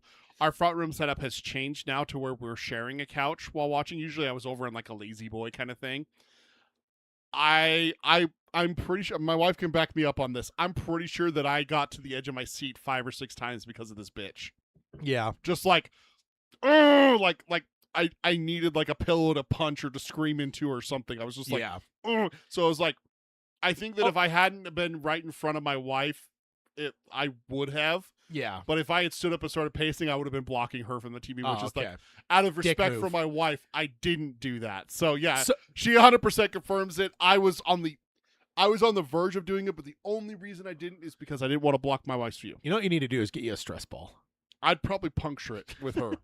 One other thing we haven't mentioned yet. Every time we've seen her now, we're getting allusions to Muse. Yes, we're getting That's illusions very, that- very critical. that But I she did is, skip like, that yeah, on her last scene. But it's like she's a fucking psychopath out here judging people for being psychopaths. Fucking hypocrite. Oh, I love it. Daredevil. So the trial goes badly. Daredevil tracks Kirsten down and asks for her help because part of the trial he ends up catching on because it's being televised because public circus. He's like, she's been there. Like he and Karen both lock on. It's like I can't. There was something she said that locked them both on where she's been in Red Hook. It took 3 hours, and I had to be blindfolded to even visit my client. And it's like, Yeah. hey. Yeah, they Leo memed it for sure. So, and then she says, they had me blindfolded. All I could do is hear. He's like, I could work with that. I can work with that. I'm very good with sounds. That was a good line. I will also say, just as an overview, back to the overview for a second. Yeah. I think we have more time with him in the suit than out of the suit the entire season, which is wild. Yeah. That's never happened before. No. In any And that's of one of the shows. things that I'm like, I love the fact that we get like the dual persona and stuff like that. Yeah. But let's be perfectly honest. Draw your parallels to Batman all you want. People want to see Batman. Yeah. As much as Bruce is fun and playboy and everything like that, as much as Matt is fun and his Catholicism and woe is me, I'm a poor Catholic boy kind of stuff. Yeah. The lawyer stuff is very interesting. Yeah. We want fucking Daredevil, and that's one Yeah. of the things I loved about this season is that it gave us Everywhere. Here's like, Daredevil. Even just like conversation scenes, he's in the suit. Like he's in the suit almost the entire interrogating season. the cop that was captured, talking to Jessica Jones. But there's and even everything like scenes that. with he and Karen where it's just the two of them, and he's got the mask off, but he's Takes wearing the mask he's- off, but he's still Daredevil. Yeah. Very much Daredevil. Yeah. So Matt uses the key card and Kirsten's description to break into Red Hook. He finds not just weapons, but a group of political detainees, which we saw at the end of the season. I have a question real fast. Yeah. It just popped into my head while we were talking about Kirsten talking to Daredevil. Do people know that Daredevil's blind? No. 100% no. No one knows that Daredevil's Except for the people that know his identity. He has eyes on the because I feel like if he wanted people to know, it would have been like no eyes on the costume. Yeah. Like But blind, the fact that he blind puts ninja. eyes on there makes people think that he can see. Yeah. Which is why people, very That's why the obviously not prosecutor, suspect. right? When the prosecutor, you expect us to believe Daredevil's a blind, and then he so it's like, no, that's part of the disguise in a lot of ways, right? Kind of like Bruce Wayne, where it's a sense of like, why the fuck would a billionaire do this? Like that's he has no like, reason. Yeah, exactly. Like, and whereas Matt, Also the hiding. I love Bruce's hiding in plain sight as a fucking playboy. I don't know why, but that's one of my favorite things about him is that he hides in plain sight. So it's kind of again the duality of Matt and Bruce. Yeah. Here, Matt hides behind his blindness. Bruce hides behind his playboyness. Yeah. So it's like, and I will also say the other part of it too is the lawyer thing. I'm a sucker for lawyer shit. oh yeah, me too. Like law stuff is some of my favorite stuff of all time. So it's like again, I love when they get the one up on the bad guy. Even when you flip the coin on the Matt versus Bruce side, I think I'm going to prefer Matt because it's just like, dude, the like, lawyer stuff's way it's more so interesting than cool. the playboy stuff. stuff. I love lawyer stuff, Yeah. dude. I am such a sucker Which for is that. why you don't hardly see that with Bruce because it's not that interesting. No, for sure. So then we get the big action set piece here. Daredevil and Swordsman busting out detainees together while Karen and So Angela, cool. now in the White Tiger gear, coordinate from outside. Angela debuts as the White Tiger. I loved it. She was a badass, too. I have like a synopsis, but I actually put my own note on there saying like fucking great, dude. Yeah. Because we've been building to that for a bit now. of her Yeah. taking that identity. So, and then we got the watch coming back for Matt to track the stuff or whatever. What a great fucking action scene though. Yeah. So fucking good. Did you catch the whole Matt snapping his head around when Karen shot someone? Yeah. And Oh, I'm yeah. like, dude, at this point, man, guy, it's self-defense. Like, at Yeah. this point, it's not murder. Like, I hate to break it to you, Well, Matt. Wesley wasn't either, right? I hate to break it to you, So- man, but like, there's a difference between murdering someone and just like going up to the mayor and just But- fucking murdering him but- because he's a bad person. But not for a Catholic though. It's a mortal. guess- it's a mortal guess- sin. really, So just it- like it's in like self-defense, like it- you're still damned to it's- hell if if someone comes in and shoots me right now. If you're Catholic, you can't shoot them to save my life. it's not going to be. I mean, I don't know enough about Catholicism, but it's like it is a mortal sin. Like mortal sins are not things to trifle with. That's not just you missed church or you ate something other than fish during whatever time period of Yeah. the year. Like so, I get where you're coming from, but you got to get where Matt's coming from. Like I guess I've never really looked that far into Catholicism. and he so- also is close enough to her to know. We find out later that she still has nightmares about Wesley. So it's Yeah. like he he understands knows what it does to people. Yeah, 100%. So I mean, look what his ex-girlfriend's turning into. A Yeah. fucking hypocrite. and then Fisk blows up the North Star with all the because we Crew. earlier found Oh. out they got disposable crew put in there because Mr. Charles, Yep. basically whatever. It's like that's what we got to do type thing. Blows it up. Matt understands it. He's able to hear what's going on, Yeah. so he knows like, oh my god, he just killed them all type thing. So, got that. Then we got the governor is the one person Fisk hasn't fully captured. She's skeptical about his operation. Wants oversight. Fisk has to keep her on the side because she ultimately has the ability to pull the plug on Red Hook. Yes. So we do establish that, like, Yeah. that's the one thing that can pull that charter is the governor of the state. So he has to keep her, appeased, I guess is the right word. And then Buck is tasked to figure out who the leak is because BB is using Daniel to get information Yeah. and leak it. So very obviously using her friendship with him, almost flirting a little bit. oh yeah, Yeah. no, 100%, yeah. Then episode 4, gloves off. Oh, I saw some people with some of the trailers wondering like, why the fuck would Fisk be boxing? And I'm like, you don't think that? I mean, how many times have mayors gone out and done like 5Ks and all this kind of shit? Like, and like Fisk, for the kind of guy he is, you don't think that? So yeah, open with Bullseye's domestic morning, cooking eggs, feeding the neighbor's cat, looking human. He's under an alias Tony at the diner. He goes in, orders him. Dude, this whole episode, I feel like this is his episode, right? Yeah. Like Bullseye. This is the Yeah. Bullseye episode. what kind of milkshake does he order? I don't remember. But he asked him, "What are you famous for?" Because he's not even going in looking for a milkshake. Mhm. And I love this like old like battle axe of a fucking waitress. It's probably been there since the fucking 50s. And like he's like, "Oh, what are you famous for?" It's like, I don't know. Our shakes are good. And because she didn't even say like we're famous for our shakes. She's like, I don't know. Shakes are good. And dude, I love it because the way they shot this scene of him going in there, they don't overtly look at like knives and stuff, but there is just enough things that the camera catch that I'm just sitting there going, that. The reason I asked And about then the he calls the milkshake- cops. He's like, Yep. "Oh, I see Frank Castle." And he's like, "Yeah, he's here." He's like, "Are you sure?" He's like, "Yeah, no, that's him. That's the Punisher." It's like, "Oh my god, he's got a gun." Hangs it up and Yep. then gets his thing and then just starts whatever. And I will say he downs a shake in one go, Yeah, and I I will did- say as a shake fan, Yeah, that's respectable. I do want to say though, I'm surprised you don't remember the flavor of the shake because it is one of your most hated. It's banana. And then you want some whip? Yeah. Doesn't everybody? Doesn't everybody? I'm like, see, he's me. He gets it. Because Except I don't think you would ever have a banana milkshake. I mean, I've never even seen a banana milkshake being So, offered. yeah. So it's fake. It's not a real thing. Yeah, they have banana milkshakes. I've never seen a banana Yeah. milkshake offered anywhere on any Yeah. menu. I've never been to. Arctic Circle has it right over there. I've never Oh yeah, I've never seen it. it's a real thing. Nope, don't think so. Yeah. Yeah, and then he wants to kill Fisk. Denial. He wants to kill Fisk, but ultimately Vanessa, we got to remember to get kind of brought back up that Vanessa is the one that hired him for Foggy. So, Yes. and he believes that so yeah, he goes through that diner scene. Holy shit. When I watched it, I thought of Hayden. I'm like, there's a few times there. Oh, Now I do wish he would have killed the guy with the dog because I Aw. totally agree. bringing a dog to a fucking eating establishment. Disgusting. Yeah, I don't even give a fuck if it's a service dog. Like, no, that's not okay. I also don't think dogs should be allowed in grocery stores for the same reason. I hate it. You're I surrounded. hate it. Your food. Sometimes they put them in carts and shit. It's like food's going there. Like, no, absolutely fucking not. And I love dogs, but it's like there's a time and a place, and it's not in a grocery store or a fucking restaurant. No, I don't. So. I don't like it either. Because He wouldn't have hurt the dog, but he should have killed the guy. It's all I'm saying. it's not the dog's fault. Yeah, exactly. Let the dog go. He can go. He kills the guy, takes the dog outside, and just lets it go. Yeah. And then Matt goes Throws it in front of a dump truck. Oh wait, that's the wrong show. Yeah.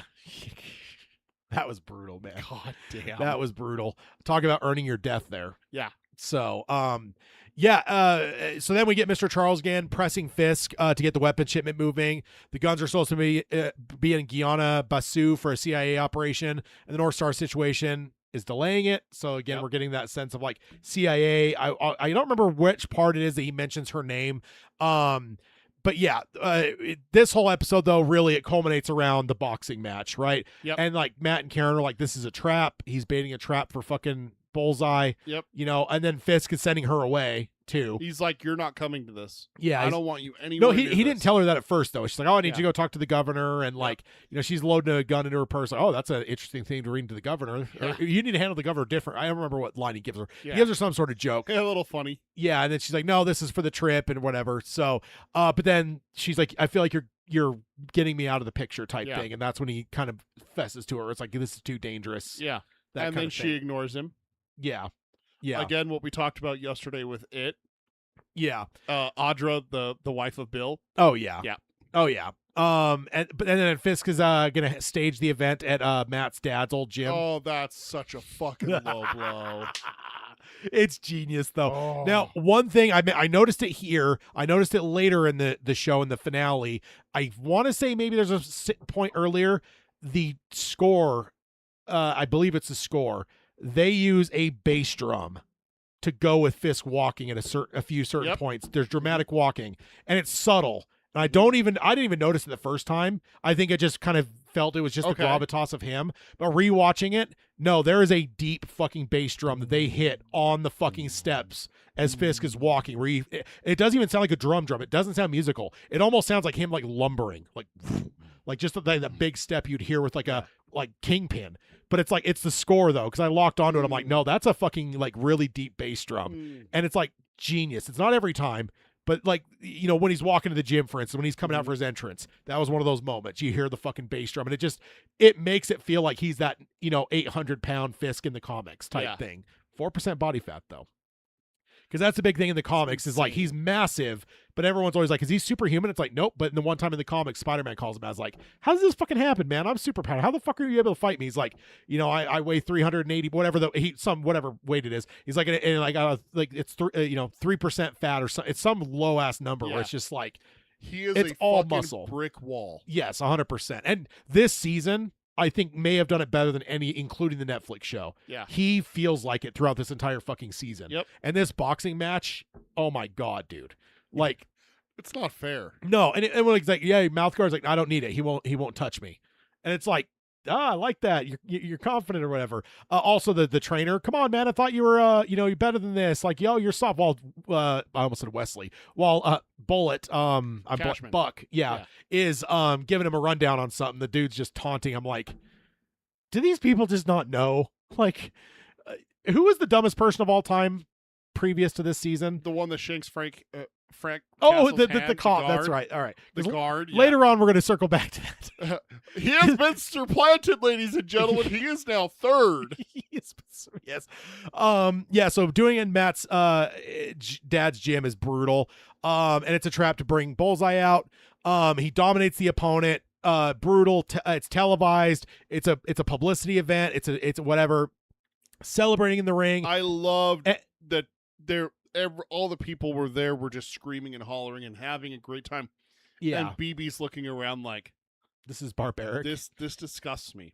Yeah. It almost feels like what a modern person like dropped into the Coliseum would seem. I think of like the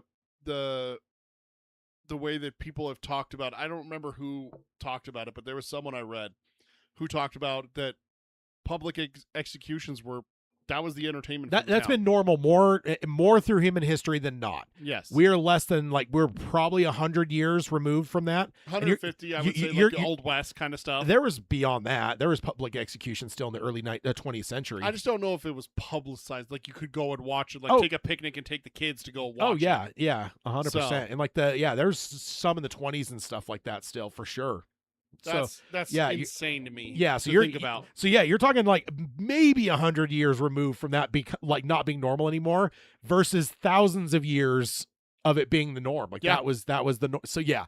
I've actually seen some studies done on that where they're like maybe that's like the human actually psyche needs that, and that's why horror Because movies that's and the- horror that's movies the- and video games and like that's the outlet now. That's the punishment of if you break the Well, law. This no, is what- not in that got sense. Just like there's like a bloodlust to humans that like it's actually more natural for people to watch shit in the Coliseum, and we've just replaced that, or public executions. We've just replaced that with, horror with movies, violence video and games. violence and pop culture. We're okay? still getting that outlet, but it's just like we are animals. Yeah. At the root of it, we are animals, and it's just like And maybe that's where people are blaming. That's where people blame like violent video games. Is like, oh, this guy was a violent killer and he played video games. It's like, well, yeah, but how many people don't do that? yeah, 100%. Yeah, so he's just absolutely destroying the opponent until Vanessa walks in. Ooh, he gets tagged. Then he gets hit. The only time, and like it's a good hit too, a fine hit, Yeah. as old Treebeard would Yep. say. And then then we get the Absolute destruction of this boxer. yeah, Fisk is celebrating. yeah, Bullseye shows up. yep. Guards start going down every time I see what is it, AVTF? AVTF. Which, come on, you got to tighten that up, man. We got 3-letter agencies here. We can't have 4. That's too many digits. That's too many. But every time I see one die, it makes me happy. That's all I'm saying.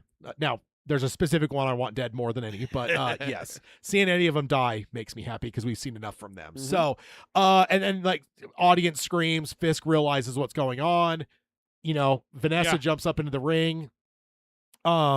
We get Bullseye down there. She ends up pulling the gun out that we set up earlier. Yep. She shoots him right as he throws the fucking little Snow globe. glass. It's not even a snow globe. It's like a glass statue thing. I thought it was. I thought it was a snow globe too on the rewatch. So I was like, no, that's just like it's like something you'd buy at a gift shop. That's just like, like a glass thing. But yeah, and then because BB or Daniel has it. So he throws it. Fisk hits it with the belt. Dude, the drama on this scene was incredible. So good. And like, what was your thoughts here? I was like, this is bad. What do you want though? What do I want? Yes. Because Because my bloodlust here was I want Vanessa dead. She's a fucking absolute atrocious evil Human mother. being. She killed Foggy. she did. So it's like I want her fucking dead.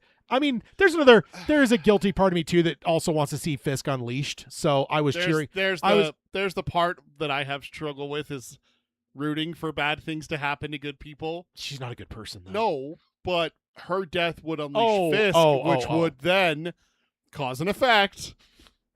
Let's open the door and let the T-Rex out of the cage. How many innocent people get eaten, kind of thing. But in we'll get doing there. so, killing the bad person who's holding the gate closed, kind of thing. Yeah. I struggle with wanting someone dead. This is very much where I side with Matt. I very much want to see both of them rot in fucking prison for the rest of their lives. But not only do I want her dead, I want her dead in front of him. So like that. So yeah, like I'm like as it's going, I'm like please God, something. I'm like kill her. And I was actually like yelling at the screen. Die. You know I don't do. But I was like fucking kill her. I was like yelling at the but TV. he was aiming at Fisk. I don't know about that. I think he's aiming for her. Well, no, yeah, because he swings the belt in front of her. Yeah, because it's going towards her, but it's like again, Bullseye is Bullseye. So, so looks like it's done. She shoots him. The belt deflects. Buck kills the first mate because he's out. Because I do think that may have looked different if Buck were there, but he has to go kill the first mate from the North Star. What do you call the fucking marshals? U.S. Marshals. Yes, the U.S. Marshals came and got it. Well, we also did skip one part. He gave a video. He testified under correct on the evidence about why they did that and who ordered it and why they did it. Yeah, with because they were McDuffie. shipping because they were shipping illegal arms Yeah, for Kingpin. for Kingpin. Yeah, 100%. Yes. You're right. I did miss that in my little synopsis here. That is very critical. I may have been Yeah. I may have been punchy with some of these understandable. recaps I was writing because sometimes they're at the end of Yeah. 12-hour days at work. So Daredevil arrives. Instead of letting Bullseye die, he drags him out. He stops a lot of killing. Fisk's about to kill Bullseye. He stops him there, but then he takes him out. What do you think of the whole Watcher thing here as they're running away? There's some lights in the window Oh yeah. that's going kind of, I've heard about this. viral. I heard about this and I was like, okay, you guys are stretching it and everything like that. But then I saw someone from Marvel was like, hey, it's not that far fetched. I went, what the fuck? I mean, the death of Vanessa is kind of a big event. It is. I It's a mean, huge we one. all saw the Spider-Man animated movies, Yes. and what was it that was causing him to fold? the first animated Into the Spider-Verse Spider-Verse. was that he lost his wife and son. Yeah. So And he was trying to find them again yeah. So using the dimensional rip machine, basically. hey, nobody evil ever goes throughout the multiverse looking for their children. No, So, never. only good people do that. Only good people. Right, Lydia? Right? Yeah. Run. That's such a good scene, dude. What mouth? No, but when they have the guard. No, I know, the- I know, yeah, it's I know. so good, But dude. I'm just I'm thinking of like the Black Bolt. Yeah. What mouth? Yeah. Damn. Yeah. So yeah, we see Swordsman before all this. Meet with Daredevil, calls him a symbol. He says, "You don't know it yet. You're a symbol." Yep. Says, "I left Again, you." another Batman thing. That is like something that's been Batman's for 60 years. Is like, Yeah. you're a symbol, you're hope for the city and everything like that. And I like that. And then he tells him, "You got this bank account. Use whatever you need." Hey, So, Matt's got funding. He is Batman. Matt now has the funding of a billionaire. And then then we got Matt leaving. Vanessa turns, piece of glass in the side of her head. So Uh-oh. we had a lot of discussions about this, through Yes. text and stuff. Yes. About because I'm like, she's dead. You were curious if she would last, a while longer and stuff. And We split the difference in half, I think, because you Yeah. were thinking she'd last a few episodes. Like, I thought maybe it would be like the scene, the thing where it's like, is she not? And while that's happening, other things happen, and then she dies, and Fisk explodes on top of these other things that are happening. But it did come in the next episode. it did, yeah. So, But it was end of the it episode. was at the end of the episode. Yeah. So it wasn't multiple episodes, but we didn't get Fisk unleashed until the episode. So she gets hit in the end of, what is it, episode 5? Episode 4. Episode Gloves 4. off. Episode She 5, dies at she's the- still alive until the very end. Yeah. So episode 6 is where, metaphorically speaking, Fisk takes the gloves off. And this whole episode cross-cutting with flashbacks. We get Wesley returning. We get Foggy back. him talking about the gallery, about wanting to use it as a money laundering. Yeah. Oh, Yeah. that bastard. Matt's a foot guy. Yeah. Find that out. Fucker. Nope. No kink shaming. No kink shaming here. Yeah. So intercutting, the aspect ratio shifted. Did you notice that? I We got in the did. flashback. We got full on Netflix cinematography. Yep. So that was really fucking cool. So yeah, young Matt and Foggy in the early days of their relationship and legal career. Avocados at law. Which I have to wonder if there's a shirt for that. Avocados? Avocados at law. That's got to be a shirt, right? Yeah. So and I mean, it's an autocomplete for Google. yeah. That's great. I'm just gonna. Oh my God! Yes, it's got him with the hair and an avocado with the hair, and then the one's wearing the Daredevil the matte glasses. That's great. That's great. Oh, it's fantastic. It's on tpublic.com, by the way. So I this one I kind of broke down like by looking at the different threads. So the culmination of this thread is Foggy and Matt are defending a childhood bully of Foggy's. They get a good deal for him and stuff, but he kind of lays it out that it's like they're trying to get me arrested. You guys don't even know who the fuck you're working for. Yeah. The second I'm in there, I'm dead. Like Yeah. they're taking me off the board type thing. So Which is why he doesn't want to take a plea deal. They want him to take a plea deal, which is the better spend, like- deal. Yeah. spend, like, 5 years, 4 years. 4 years in prison versus 30 Yeah. life or whatever Yeah. it is. It's a And long he's like, stretch. it doesn't matter. If I go to prison, I'm dead. Yeah.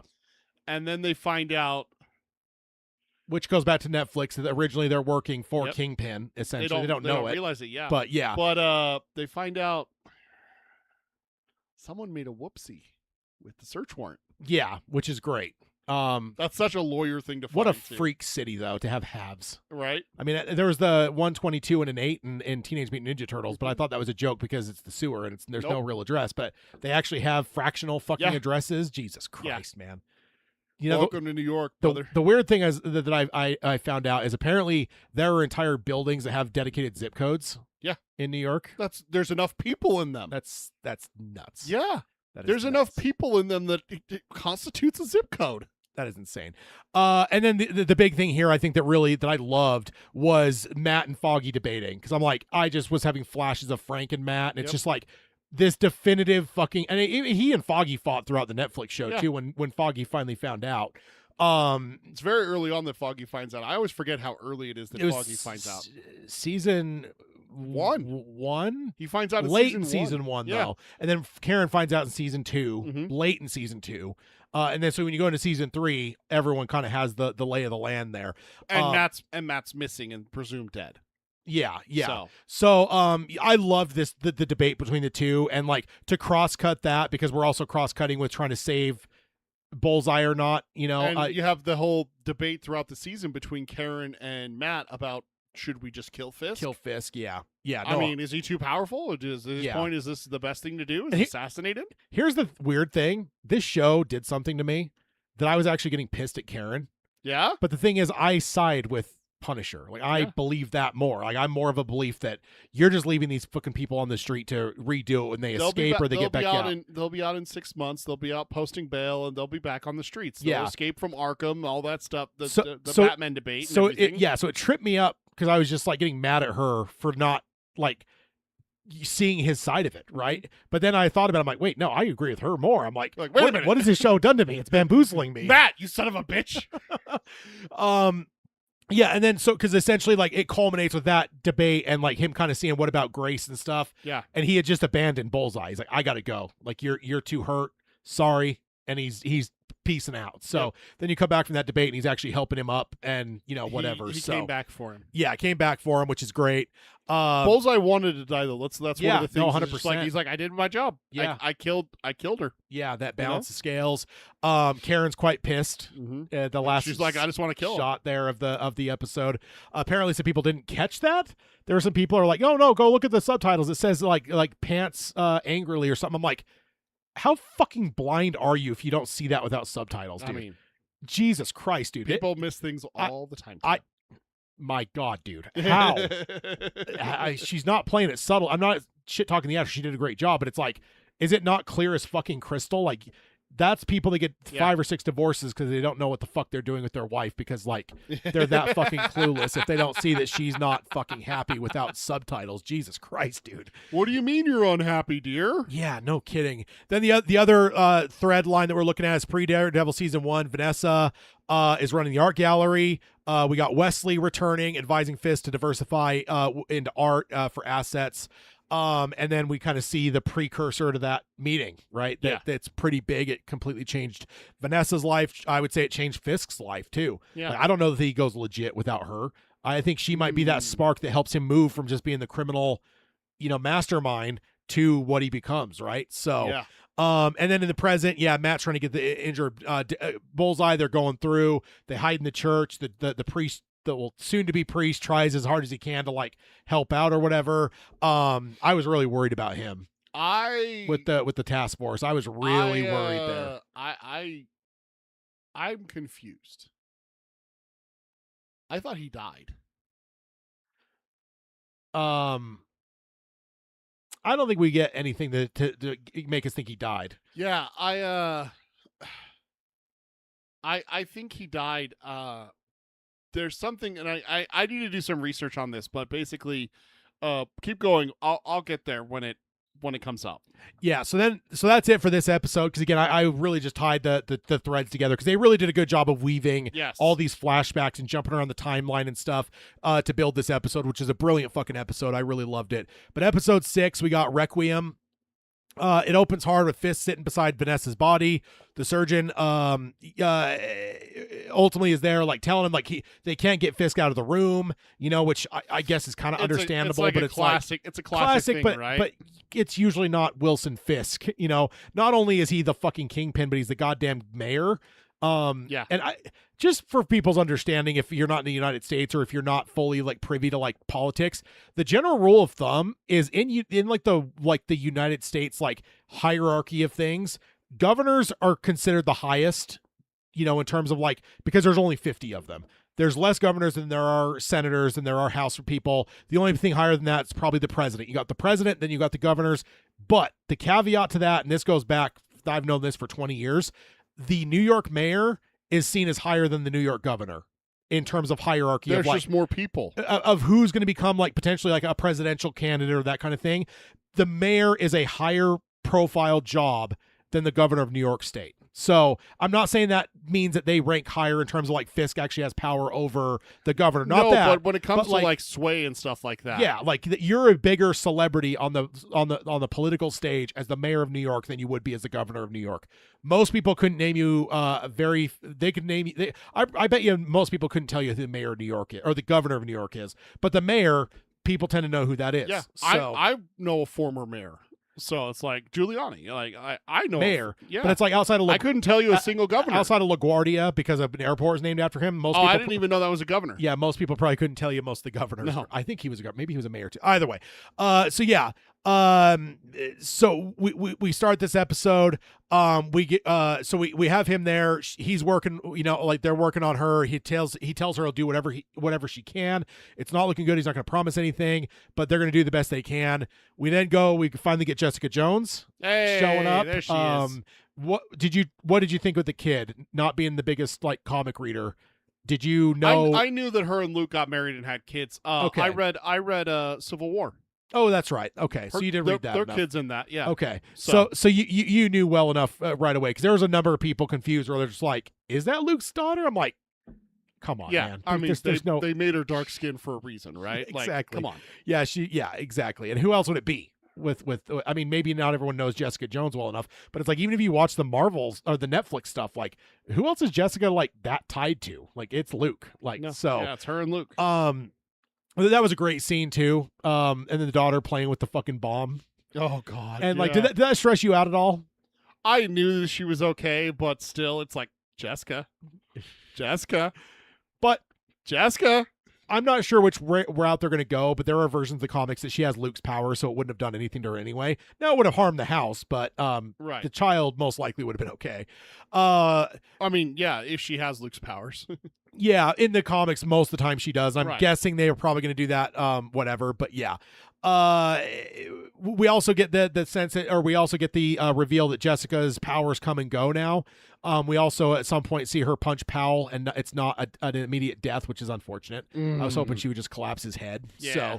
So, Jessica finds Matt, fills him in on everything. Fisk is operating with the CIA's cover. Mr. Charles is quietly assembling superpowered individuals for covert government work. She refused to join, but she says not everyone that she knows refused to join. Yeah. So, of course, one of the biggest things for Luke Cage in comic history is Heroes for Hire with he and old fucking slapnuts there. Iron Fist. God, the show has ruined it for me. Hopefully they can redeem him. But either way, so when they alluded to that enough where it's like, okay, so Luke's on that. She also revealed that Fisk has moved the weapons cache from the port to a warehouse in Staten Island. They raid the warehouse. Jessica bursts through the wall. Daredevil uses the door, and that she uses the door. They destroy the whole thing. Her powers flare, come back and forth. She punches Pal. During the course of all this, we are getting Fisk's wife recovering, essentially surviving the surgery. She's there, she's awake, that kind of thing. Now there I'm getting nervous. I'm like, are you fucking kidding me, dude? You cannot do this. You cannot let her fucking live. But there's enough of me knowing though that I'm just like, no, because I know the way writers work, man. The most cruel thing you can do is let her come back for a bit. Mr. Charles, furious that Fisk stole his weapons, goes to the governor, offers to help her deal with her city hall problem. Yeah. So Heather, wandering Vanessa's room, pockets a earring. Ugh. Go back to the hypocrisy here. Small telling character beat there to show you, again, we kind of know. And then choking Buck. What the fuck, dude? Obviously, she is psychotic, right? I mean, yeah, there's no doubt. Yeah.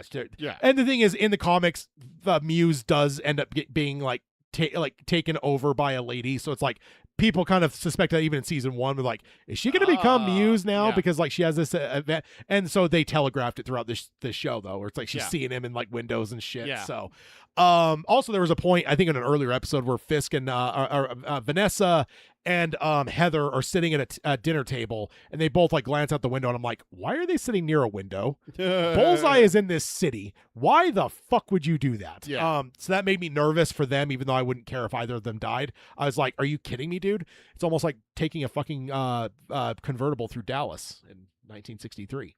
Just seems like a very poor decision. Very poor decision. And then Vanessa dies. There's been some jokes online that the pineapple juice killed her, or whatever it was she ordered. She's allergic to it, right? Slightly. I mean, they don't overtly say it. It's like it makes your lips tingle, and it's like that could. My wife is the same way when she eats raw pineapple. It like gives her a little bit of yeah, a tingle which sensation. is the first. It's the lowest level of like allergy for sure. Yeah. But I don't genuinely think that it had anything to do with that. There's some people are actually grasping on that. It's like, oh, she was like, I'm like, tingling the lips is not enough to kill, even with like your body in that much trauma. If you're having a severe allergic reaction to and it's going to look going different. to die, Yes. you start to swell, you have hives, and you can't breathe. Yeah. That's not what happened here. No, and ultimately what I think it comes down to is like brain injuries are very, very strange. Yes. Sometimes a guy can get shot in the head with a 45, Band of Brothers, and survive. Other times, not so much. And it's like, so they got just enough of it, and they thought they covered it. Other times, the kid falls off his bike, hits his head on the curb, stands up, is fine for 30 minutes, and then drops dead. Yeah. So that's a brain bleed, folks. And then her whole thing, tell me about the how we met. Tells the whole thing, and then Wilson, tell me how we met. I was like, hell yes, we're doing it. Yep. And then she dies, so thank God. Fuck her, man. Yep. And also we're taking Fisk off the leash. So yeah. And then Karen's arrested at the whole protest. My wife says that she's never read a Marvel comic, and she knew that it was Luke's kid. Hell yeah. There was a few people online that were questioning. I'm like, are you people nuts? Like, there's people who just let to stir the pot, I guess. Something. So yeah, Karen's arrested. Matt tracks down Fisk, offers him a deal. Dude, that fight scene. For one, him standing there in the shadow of Daredevil, straight from the comics. Straight from the comic. There's two in this one. The knee with the grapple knee. The grapple knee is from the comics, which genius, dude. The choreography in this show is fucking Top incredible. Top tier. And I also think again, it was perfect. Just perfect. Yeah, everything down to the last minute details. Yeah, and that, thank you, Homelander. I think that might be my favorite fight scene of Fisk and Matt in all of the shows. So good. Because like I felt like it felt evenly matched. I don't know without rewatching the whole shows, both shows. Yeah. I might go with season 3's finale. It's good. I beat you. It really is good, but it's like the Matt in the full suit with the grappling hooks. Yeah. Fisk. I mean, throughout this now, Fisk is wearing white too. That's the other great thing. Oh, he's wearing white. And in front of the painting in too. front of the painting. What is it? Rabbit in the snowstorm. And then the conversation is just it's there before the fight. Is there a way we can not do this? Yeah, and it's like I'll leave New York if you leave New York. You know, and Matt's like self-assured destruction. He's like, let's both fucking just walk away from this. Matt knows where this is going, and it's not good. Again, drawing parallels to Batman. I just watched The Killing Joke. Batman wants to rehabilitate Joker, and it's just like, I don't want one of us to kill the other. Like, let's just let me help you. And Joker's like, nope, sorry, I'm too far gone. Yeah. Yeah. And then we get to episode 7. The city hall is kind of, we see what's going on here. Karen got arrested. Matt moves to the city. She's in custody, facing serious charges. Fisk tells the prosecutor, throw everything at her. Mm-hmm. I don't want one charge. Throw everything at her. And we've already seen that the fucking court, the whole thing is a kangaroo court. So it's because the swordsman's trial was absolute bullshit. Yeah. Jessica meets Mr. Charles, warns him to stay away from her and Danielle. Charles reveals Luke's doing work overseas, and he's doing good work or whatever. And then kind of gives her a little bit of a hint. Fisk's got a problem in Albany. And it's the governor. And I don't remember how he words it, but he words it in a way where it's very clear. It's like Fisk's going to kill the fucking governor. Yeah. And it's like, oh my Jessica's God. Like, shit. That's bad. Yeah, so she relays that information to Matt, tells him that she's done. She has Danielle to protect, but at the end of the episode, she walks into St. Jude's while Matt's praying, so she does end up coming back, which I kind of knew. It's like, Jess isn't going to be gone that quick. She's too good for that. Matt works through Mahoney. We got Mahoney coming back, which is really cool. Again, there's a couple things in here that, again, great throwbacks to the. There's a lot of people that have hated Cherry because they're like, why isn't it just Mahoney? Yeah. Like, why create this character?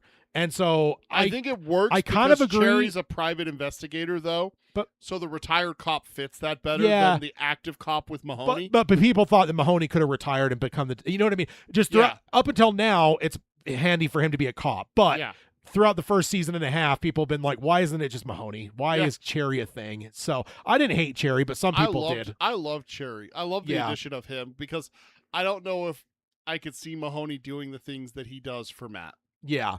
Oh, also Fisk choking Karen. That was very intense. We skipped the scene. Stupidest person in the entire series. Stupid person in history of mankind. Oh God, we did. We did. It's at the start of this episode. So before the guard in the end of season 1 who went to shake Punisher's hand. Castle's hand was offered to this man saying, I just want to shake your hand, brother, or whatever he says. And that guard shakes his hand. Has to be the stupidest person on the planet, right? Yeah, Until this one. You have Wilson Fisk, who you literally watched, even if you don't think that he's done a single crime that he's ever been accused of, literally watched him pummel a heavyweight champion. Like with a 37 and like 3 record, some crazy record. Beat the living fuck out of this guy. That guy's going to the hospital. He's in the same hospital. With one hit on him. Basically. And the only hit that he got was when Fisk was distracted by his wife. Like, even if you were only looking at that, he walks up to this motherfucker, this gargantuan of a man. Starts telling him, reading bad poetry to him. And philosophical bullshit. Just absolute horse shit. And like, in my head, I was just like, hey, he's dead, but how are we doing this? Yeah. I was like, is it head squish? Is it a bear hug? Is it literally just a fucking punch dead? Like I knew he was dead. I honestly thought he was going to send him out of the fucking window. Punch right through the window. Oh! That would be fun. Splat on the pavement. So he's taking the crown. He has taken the crown for the stupidest fucking person in the history of film. Yeah. So, you do not walk up to Wilson Fisk and say, hey, sorry for your wife dying. Roses are red, violets are blue. Please don't squeeze the poo out of me. So good. He deserves Oh my God. He's so good. But Matt's so Matt gets there with Mahoney to meet Karen. Yep. They kind of strategize. Fisk choking Karen is that was intense. Oh, yeah. I honestly I was like, is Karen dead? That was another bass drum walk too when he's walking up the hall of the cell. So another one I noticed there. But yeah, I thought the same thing. I'm like, Karen's done. Like this is. I was like, he's not going to kill her, is he? And I went back to the season 3 finale. You're not going to go after Foggy. You're not going to go after Karen. You're not going to reveal my identity, or I'm coming after Vanessa. Vanessa's dead. Vanessa went after Foggy. Okay, that wasn't really on Fisk in a lot of ways. He had nothing. He knew nothing about it. Which is why the agreement's still on. But now that Vanessa's gone. Like Foggy's gone. So who does he have to go after? Yeah, Karen. So I thought she was dead for sure. Yeah. So but they allude to a strategy. We get to the trial beginning. McDuffie is doing her best to defend, but she's outgunned. Then Matt walks in. Matt Murdock, for your defense, Your Honor. So, just here's the lost soul. Where's he been? Yeah, the courtroom goes crazy. The AVTF members, everyone are called in. You know, like they're watching very closely. And I will say, just as an overview, we'll get there, but we're on the final 2 episodes here. But we'll get to it in the action for the last episode. So they try to kill Matt, Cherry, but they get a couple people in this whole garage scene here. Yeah. Which, by the way, don't do that. Don't go to a secluded area when you're trying to avoid being murdered. Yeah.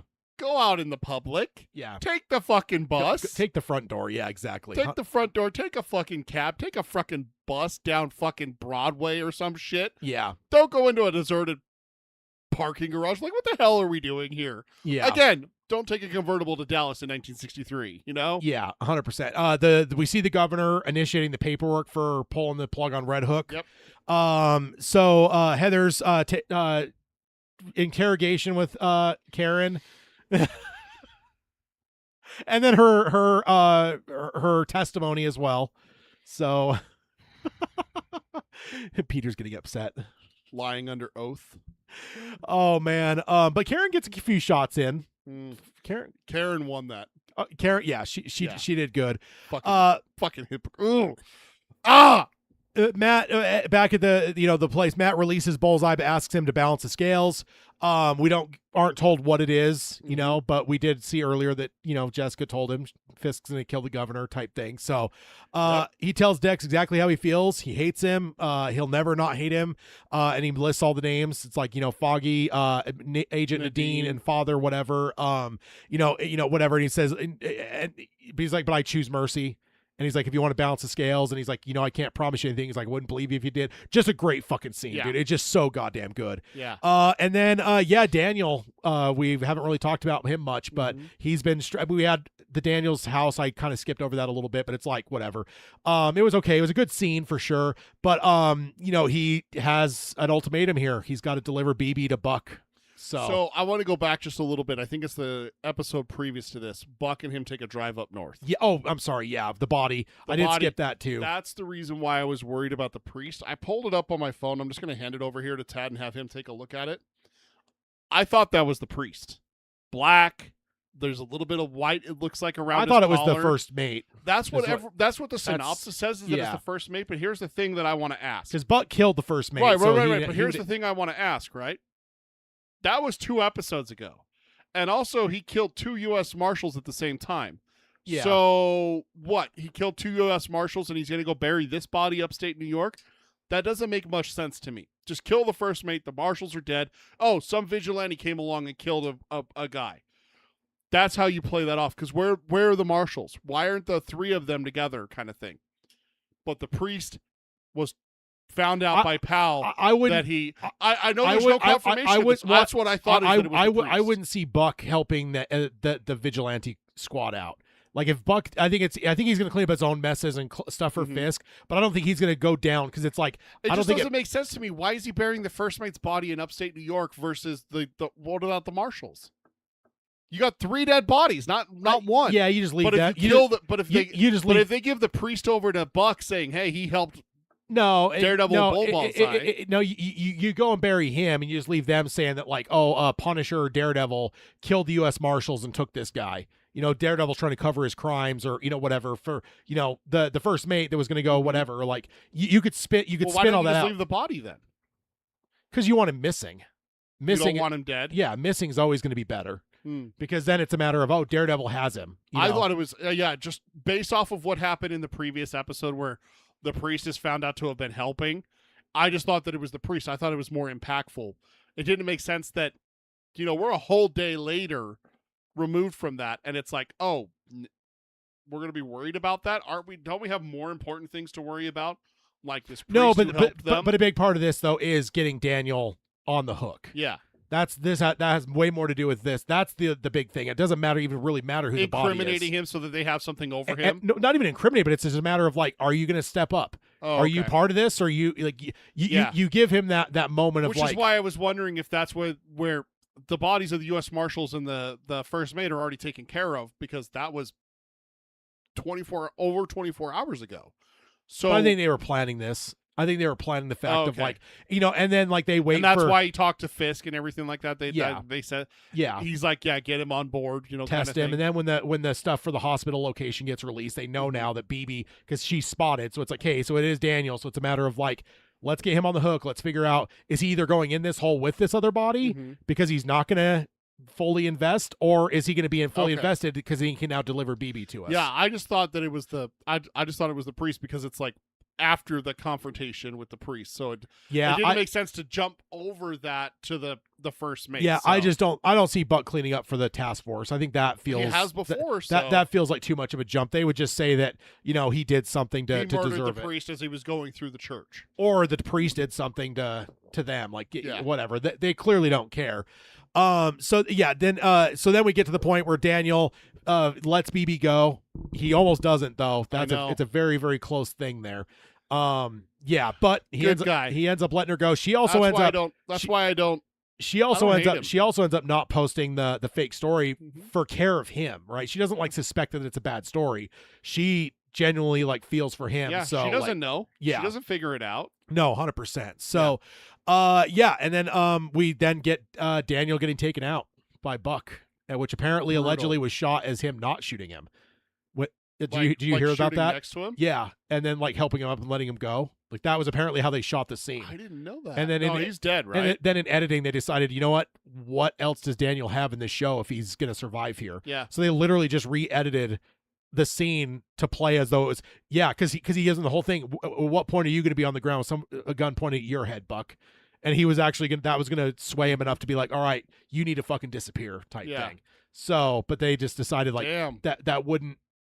He'd just be a loose end that wouldn't really pay off for anything. People would be asking about him later. Yeah, and be like, when's he coming back? And he's not. You know, Yeah, so, 100%. Okay, so let's just kill him. Yeah. So, which is wild to like shoot a scene one way and then edit it another way. Wow. So then the final episode, we open up with Matt and Karen, like a dream of them happy together. Snaps to reality. She's in court. Trial's going on. Matt's not there because he got shot in the garage scene. So Heather's on the stand giving her psych eval. To diagnose her with antisocial personality. Kirsten fights back, but the judge overrules her. Matt finally comes in, limping, takes over, systematically dismantles the entire case. Like, dismantles the entire like power of the court. Everything, yeah. Yeah. And, okay, so here's my question as we get to this here. Because largely that's this final episode is this courtroom scene, and then we got a little bit after, a bit after. But it's brilliant part after this. Here's my question. Because so many people bitched, apparently a lot of what they filmed before they destroyed everything and reshot a bunch of stuff was that a large part of the whole first 5, 6, 7 episodes you never saw Daredevil. It was a lost show. Yeah. Here's my question: to take the finale and take the final battle and move it from being a fist fight and moving that to episode 6 and making the final battle with Fisk being in the courtroom, did that work for you? Yeah. I fucking adored it, but I feel like there's some people out there that aren't super keen on it, where it's just like. But I fucking loved it. The thing that I loved about it is that it fits the narrative of Daredevil from very early on. Once they get turned on to Fisk, is that the thing with Matt is that it's like he goes back and forth, he sways back and forth. We have to be within the system, and then in season 3, it's outside of the system and everything. So I think this fits really well with him finally forgiving Bullseye. It's very much the character growth of Matt Murdock here. And Daredevil as one. I agree. And being like, I can't just end this as Daredevil. I have to end this as Matt. It's the only way that it's going to stick. Yeah. If I end this as Daredevil, he's just going to come back. He's he'll come back. It's a martyr, or I put him in prison and he's just going to get out again. Yeah. This is what happens. The only way I can end this is by Matt Murdock, lawyer at law. Yeah, and the fact that Fisk made it a fucking show too with the cameras and shit. So he set it up for himself. It's that hoisted on his own petard kind of thing. It's like, and Matt knew that as soon as he saw like it was being televised and how widely televised and witnessed it was going to be. He's like, he knew what he had to do. Yeah, and I loved that Matt recognized that this is Matt Murdock becoming Daredevil to the public. Yeah, that is going to save New York. Yeah, 100%. I totally agree. And we get our Few Good Men moment. I will answer. Like I felt like it was a good riff on one of the greatest movies of all time. And just that whole fucking showdown. I mean, calling Fisk to the stand. We got our final bass drum walk as he's walking into the courtroom. Yeah. And again, that's where I really was just like, oh my God, they're killing it with this. Yeah. And just the questioning back and forth. I run the city. It's running well. It's anything else is below above your pay grade, little man. One of my favorite lines there. Calling him little man. It's so good, dude. And dude, Vincent D'Onofrio for the testimony, but also his reactions to this entire thing playing out. Like the genius, dude. And then the whispering when they're in chambers. I can say things that would ruin your entire. And it's like I could say the same to you. What's that? It's like Matt. He doesn't have Matt. He doesn't have super hearing, Matt. I thought of you. I'm like, that's a little embarrassing. Oh, come on, dude. But yeah, they essentially expose everything. They play the tape. They call Fisk. They set him up perfectly for essentially to establish that Daredevil was on there. Yep. Because now Daredevil is a material witness that can speak to everything. Yep. And then Matt is able to fucking lay it all out. the first mate's testimony and Yeah. everything. Yeah, I also do love. I look forward to going down this route with you, Mr. Murdoch. Yes. I love that earlier because then it's like, And the one of the shots in this that masterfully illustrates my fucking hatred for this woman is that when he reveals that he is Daredevil, what's the first thing that her she does? is the first thing we see is her too. And what you does notice she that's do? you notice that's the Yep. the first reaction we go to. What is does she her. do? Just kind of scoffs. She like, yeah. rolls her eyes like, "Pah, this is impossible. Like I would have figured it out. I would have known. Yeah. That's how I figured that's being portrayed is that Yeah. this is ridiculous. This is outlandish. Yeah. This is foolish. I can't Yeah. I can't even entertain the notion. Yeah. And then he fucking proves it. It's like, oh Yeah. And when he just like starts to lay it all out, walks up to the bench to Fisk, he's like, "You're a fool." You know, because he knows now. He's like, he knows what he's doing. He sees the chessboard being set up, and he's just like, All right, checkmate. But Yeah. you're not gonna like how many pieces you lose to get there because it's 5 moves away. yeah. And then he's like, "Nope." And then he turns around, and I am Daredevil. Yep.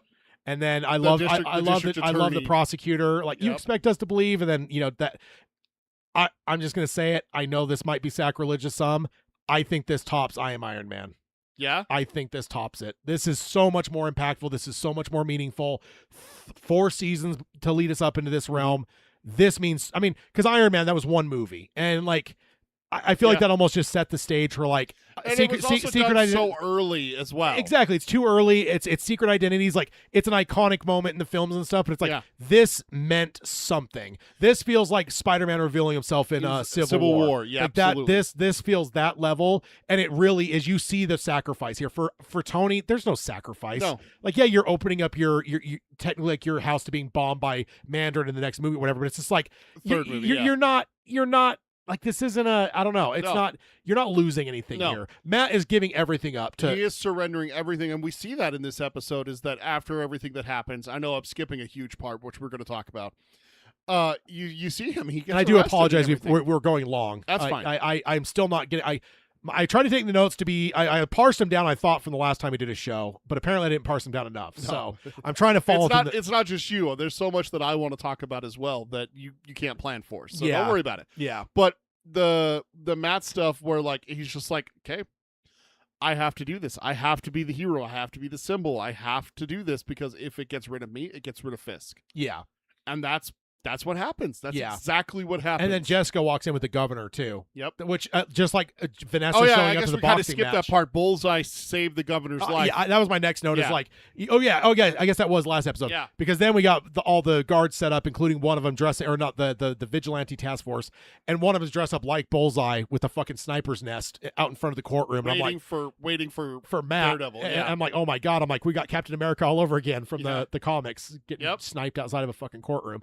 But then fucking Bullseye shows up, fucking poser. Wipes the floor with Just them. destroys them all, and the fact that he left the one that's in his costume like last, Yep. and just like whatever, he's like poser. He gets on the Poser. rifle. I love it. He adjusts the scope Yeah. and he's like, I gotta fix this. Yeah. This guy's an amateur. Yeah, and then the fact that he left the assassin alive, I think that's very, very critical, Yes. because you now have a witness that ties it directly to Fisk. 100%. If Bullseye kills him, there's no gain. Nope. So the governor's alive, but beyond that, there's no gain. he's not gonna testify. He's not stupid, but you can tie it. It's a Fisk employee, right? Yeah. Fisk. So then everything goes to hell. The court actually rules with him. It's like it's Fisk's task force. This court is Fisk's. It's his criminal enterprise. Everything here is fucking negated. Is illegitimate. It's illegitimate. It's There's illegal. Yeah, everything is built off of Fisk, and it can't be, because he is the one on. Yeah. Essentially And now. so they basically, the judge, which is remarkable that she did it, that she had the balls to do it. She's like, yeah, we have no 100% right. authority. Yeah. And not only do I dismiss, but dismiss with prejudice, which means it can never be relitigated. Yeah. When it's dismissed with prejudice, that means it can never be. That's guilty. That's basically an acquittal. Yeah. Well, beyond That's- that, like That's there's innocent. That's double jeopardy shit. Yeah. Where you can't retry the person. yeah, with prejudice, that means like it's not ever coming before the court again. Which Like, is why at the end Matt's arrested, but Karen's not. Yeah, 100%. Because she did a lot of stuff that was illegal.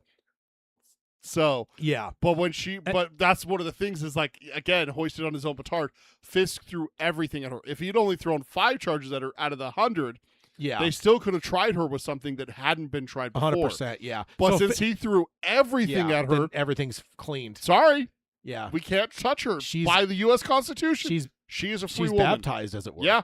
So going back to the Catholic thing. Yep. And then Bullseye takes a shot. Buck gets hit, not killed. I don't know how I feel about that. I kind of hate Buck, but especially with the Daniel stuff fresh, Yeah. but I also do appreciate Buck. I wonder how that's going to play with. It took him off the board for the rest of this episode. That's which largely is what we needed. That's largely why he got Yeah. shot, right? But also, he's not dead, and I think that's going to be really interesting because him and Heather formed a relationship. The whole choking scene, Yeah. which is fucking weird.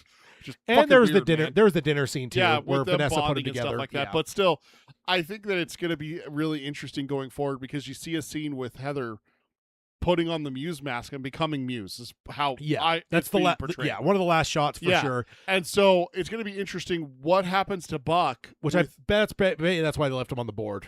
What's going to his connection to her. Yeah, what's going to happen? Like with that's way Yeah. more interesting than just killing him. Yeah. So if you kill him, that's just fuel for her, and which okay, fine. But if you leave him alive, now it's yeah. is he going to help her? Is he going to be in prison? Like, what's going to happen here? Yeah. Fisk goes on TV, gets interrupted by BB, where she unmasks herself, reveals herself, calls essentially the army's build. Yeah. You got Fisk's army and Matt's army. You got two different people being called to mostly Matt's army though. Matt's is winning here, in terms of overall. It so is severely outnumbered task force now. yeah, he refuses to the governor when she offers him I'll let you go completely, just resign. There's a lot of people that are freaking out about why would she even offer that. I'm like, you don't understand sometimes when you got someone ingrained in a position, you're going to give up. I mean, it's the same reason you take plea deals and stuff. It's easier just to. This is the reason why people resign posts instead of being fired. 100%. That's the big thing here is you have to fire them. You have to try them. That's millions of dollars. There's a and you ton might not win. that could go wrong. Yeah, you might not win. I mean, Fisk knows that firsthand. Look what just happened with Karen, kind of thing. 100%. So, some people bitched about that. Matt in the Daredevil suit confronts Fisk.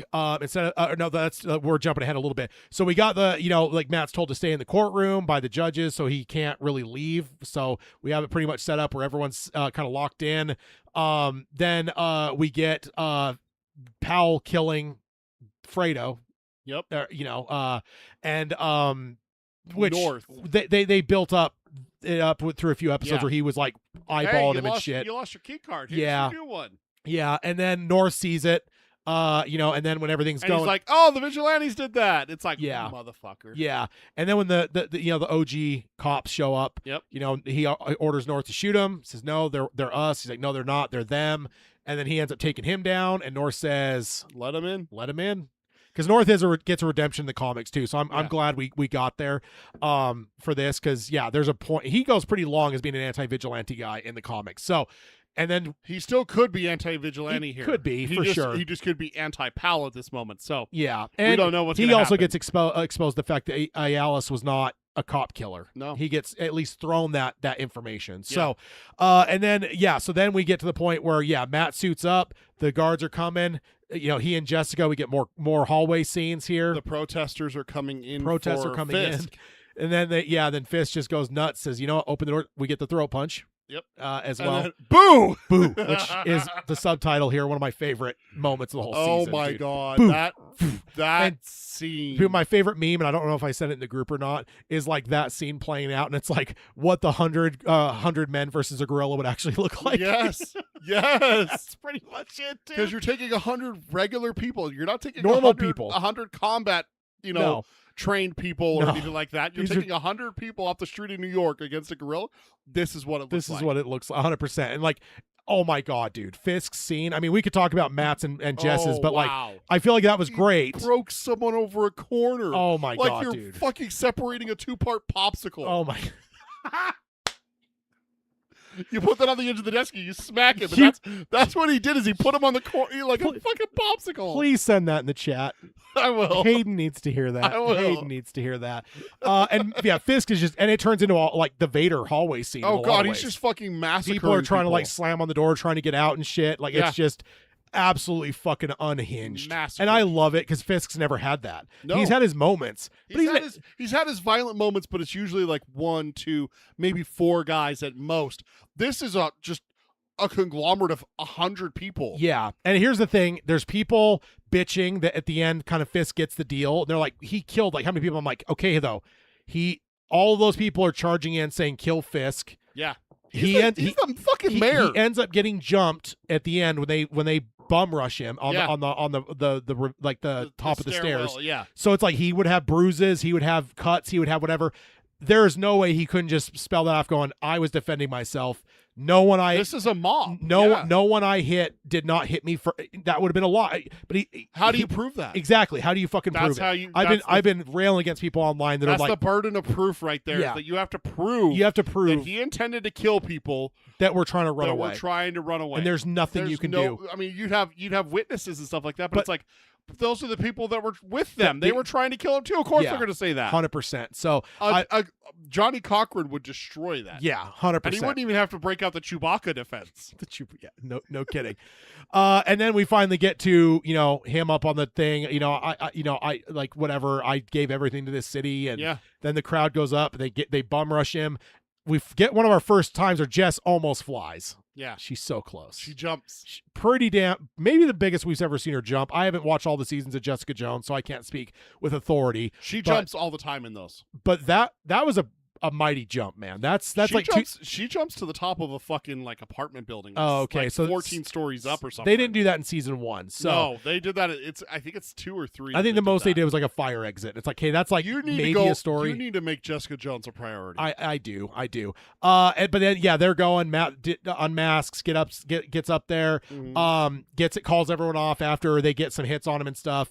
Were you on the edge of your seat for if Fisk's actually going to take it? Because like when he's offering it there, it's like Fisk is fucking stubborn, man. I thought we might have a final fight here. Yeah, but I love, again, going back to what I said earlier, I love that that's not what finishes it. Yeah. And what did you read on the? You'll understand if I don't shake your hand. Yeah, there's 2 different reads on that, and I'm curious which way you took it. I took it as like I lost. It's sore loser mentality. So hatred then, because there's hatred, and there's the other side of it. Is the last time they shook hands was the agreement in season 3, which Fisk or not, Vanessa going after Foggy broke that deal. Yeah. And so the other side of it, I actually read it this way more, is it's Fisk's like, I'm not shaking your hand because I shook it once before and the word was not held. So I'm not going to give that to you because it's not like it's more of a shame on me.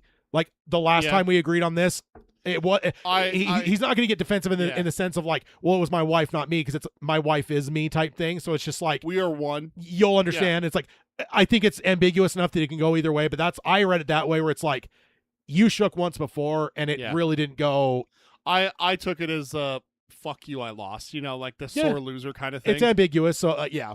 I think that at that moment with him not putting up a fight, if he still had that hatred and anything like along the lines of what you're talking about, I don't think that he worries about the handshake. I think he worries about fighting, and he goes down swinging, and that's how he goes out, is that he becomes the martyr and everything like that. But because he recognizes that he has fully lost, there is no coming back from this. I think that's just where it's just like the bitter pill to swallow, and it's like, I have no Vanessa. I have no mayor. The vigilantes won. This piece of shit's kicking me out of my own city. Spit at his shoes kind of thing. That's how I take it. I could see where people read that. The second time I watched his face, and I could see where people might read that. But I do like my original read a little bit. The fact of like, again, paying back to season 3. We also see on the kind of that final montage, we see the boss, BB's new boss is Ben Urich's old boss. Urich's old boss Again, so newspaper. many cool callbacks to the Netflix show. We got The Office there. We get them at the diner, which is where they had their first date in the Netflix show at the shitty fucking Christmas lights, the Indian restaurant. We have the moment there before he hears the cops. Some people thought he was actually going to propose to her. Did you take that? I thought for a second that he was going to propose until he put his hands up. And me, the second he got up, I'm like, he's getting up to prep himself for the cops. Yeah. And then his line, you forget the Miranda, as it was said. I don't remember the exact way he said it. I know. Don't worry about my rights. I used to be a lawyer. Yeah. That's a cool line. We get the Muse mask being put on, and then for all the time she had been seeing Muse, now when she puts a mask on, she sees herself. I think that's really fucking cool. It was really That cool. is really cool. And don't get me wrong, like her portrayal of this character is perfect. I'm supposed to hate her. I'm supposed to loathe her and everything like that. And hypocrisy is a big thing for you. I So fucking hate hypocrites. And I understand that I'm a hypocrite about things, like, oh, that guy ran a red light, and then I run a red light because I want to get through that intersection. Or like cops pulling people over for texting and driving while they're sitting there on their computer. No fucking shit. God damn, that bothers me. But it's just like when you're in a position of power and you decide people's fates, like her giving testimony and stuff like that and faking it and stuff like that, to vigilantes to put them away for life, maybe even death, because we don't know what's going to happen in this justice system, in this this universe. Like it's the corrections facilities and stuff like that Fisk has. Yeah. The fact that her life was saved by a vigilante just fucking irks me so bad. Yeah. You fucking dirty hypocrite. Oh, good stuff. Jess in the Alias with her daughter, Luke, shows up in the MCU for the first time ever. Sweet Christmas. BB and then Tad's most favorite scene of the whole season. What? Poindexter and Charlie. I mean, yeah, but we also see Matt in prison. We see all the fucking, including Powell. God damn it! And they put him like third back, so you don't immediately register. Like because you have to. Who's in the front? I'm trying to remember. Is there someone that we don't recognize in the front? Because you get the sense that like, oh shit, like it's Powell's like left hand, right hand man. But it's North. Oh, North. It's North, there, yeah. and then as you go back, so they put him a few back so the audience could register it and still make sure they lock onto him. Those fuckers. So we're ultimately setting Matt up in a way where it's like his enemies locked are in there with his biggest enemies. Yeah, exactly. And then you're right. We got basically Luke says they found someone else. And then we got, hey, Mr. Charles, congratulations, you're a million miler now. Here's your card. Then it's pan over. Okay, give me a fucking Bullseye and Mr. Charles show. Give me that fucking show. A two-hander with Matthew Lillard and fucking Wilson Bethel as oh my god, dude. Oh my god. Please, Lord. And then we get Matt locked up, closes the gate. We got Fisk on a beach. Some other people, I feel like people are misreading this. Because people are like, what the fuck? He gets his paradise. But I'm like, okay, he has no Vanessa. He has no New York. He has no New York. I'm like, this is literally Napoleon on Trafalgar. This is or whatever the island's name is. No. Trafalgar? No, that's a battle. Yeah, when I said it, I knew it sounded wrong. Tripoli? No. It's a T name, I thought. But Elba. Oh. Samsonite. I was way off. That should be a button. So it's essentially Napoleon, and it's like I don't think people realize. Like I think Fisk might be more miserable where he's out on that beach than Matt. He was on Elba and St. Helena. Oh, so I guess maybe I'm just thinking of a battle then and not the island. But essentially, Trafalgar's a naval battle. So the big thing for me though is Fisk is more miserable than Matt, in my opinion. Matt being in prison, I think he's somewhat like resigned to, but Fisk being without New York, without Vanessa, and now he's on like kind of the vacation that Vanessa tried to sell him on earlier in the season. Like I think he's as miserable as you can. That's got to be one of the worst things also, because like I could just imagine it. Like okay, that's your wife, that's your number one, that's your ride or die, and everything like that. And she says, "Hey, let's take a vacation here." Yeah, and that's where you end up after she's dead, after you've lost literally everything he's worked for since he killed his father. Yeah. This is what he's worked towards, is becoming the power in New York, whether it's mayor, whether it's kingpin whatever it was that he wanted to be. That's gone. Yeah. He can never return to New York City. No, 100%. I mean, it's comics, so he might. Yeah, but not in the same way. But at this moment, he doesn't see a way back. 100%. And that's where he has to accept that a lot of people need to understand this. That is hell. Yeah, he's in more of a cell than Matt is. Yes. Especially because Matt's a Catholic, so self-flagellation's that's a whole Catholic thing. Matt's like, oh yeah. Matt's just like whatever. And he's believing in the system.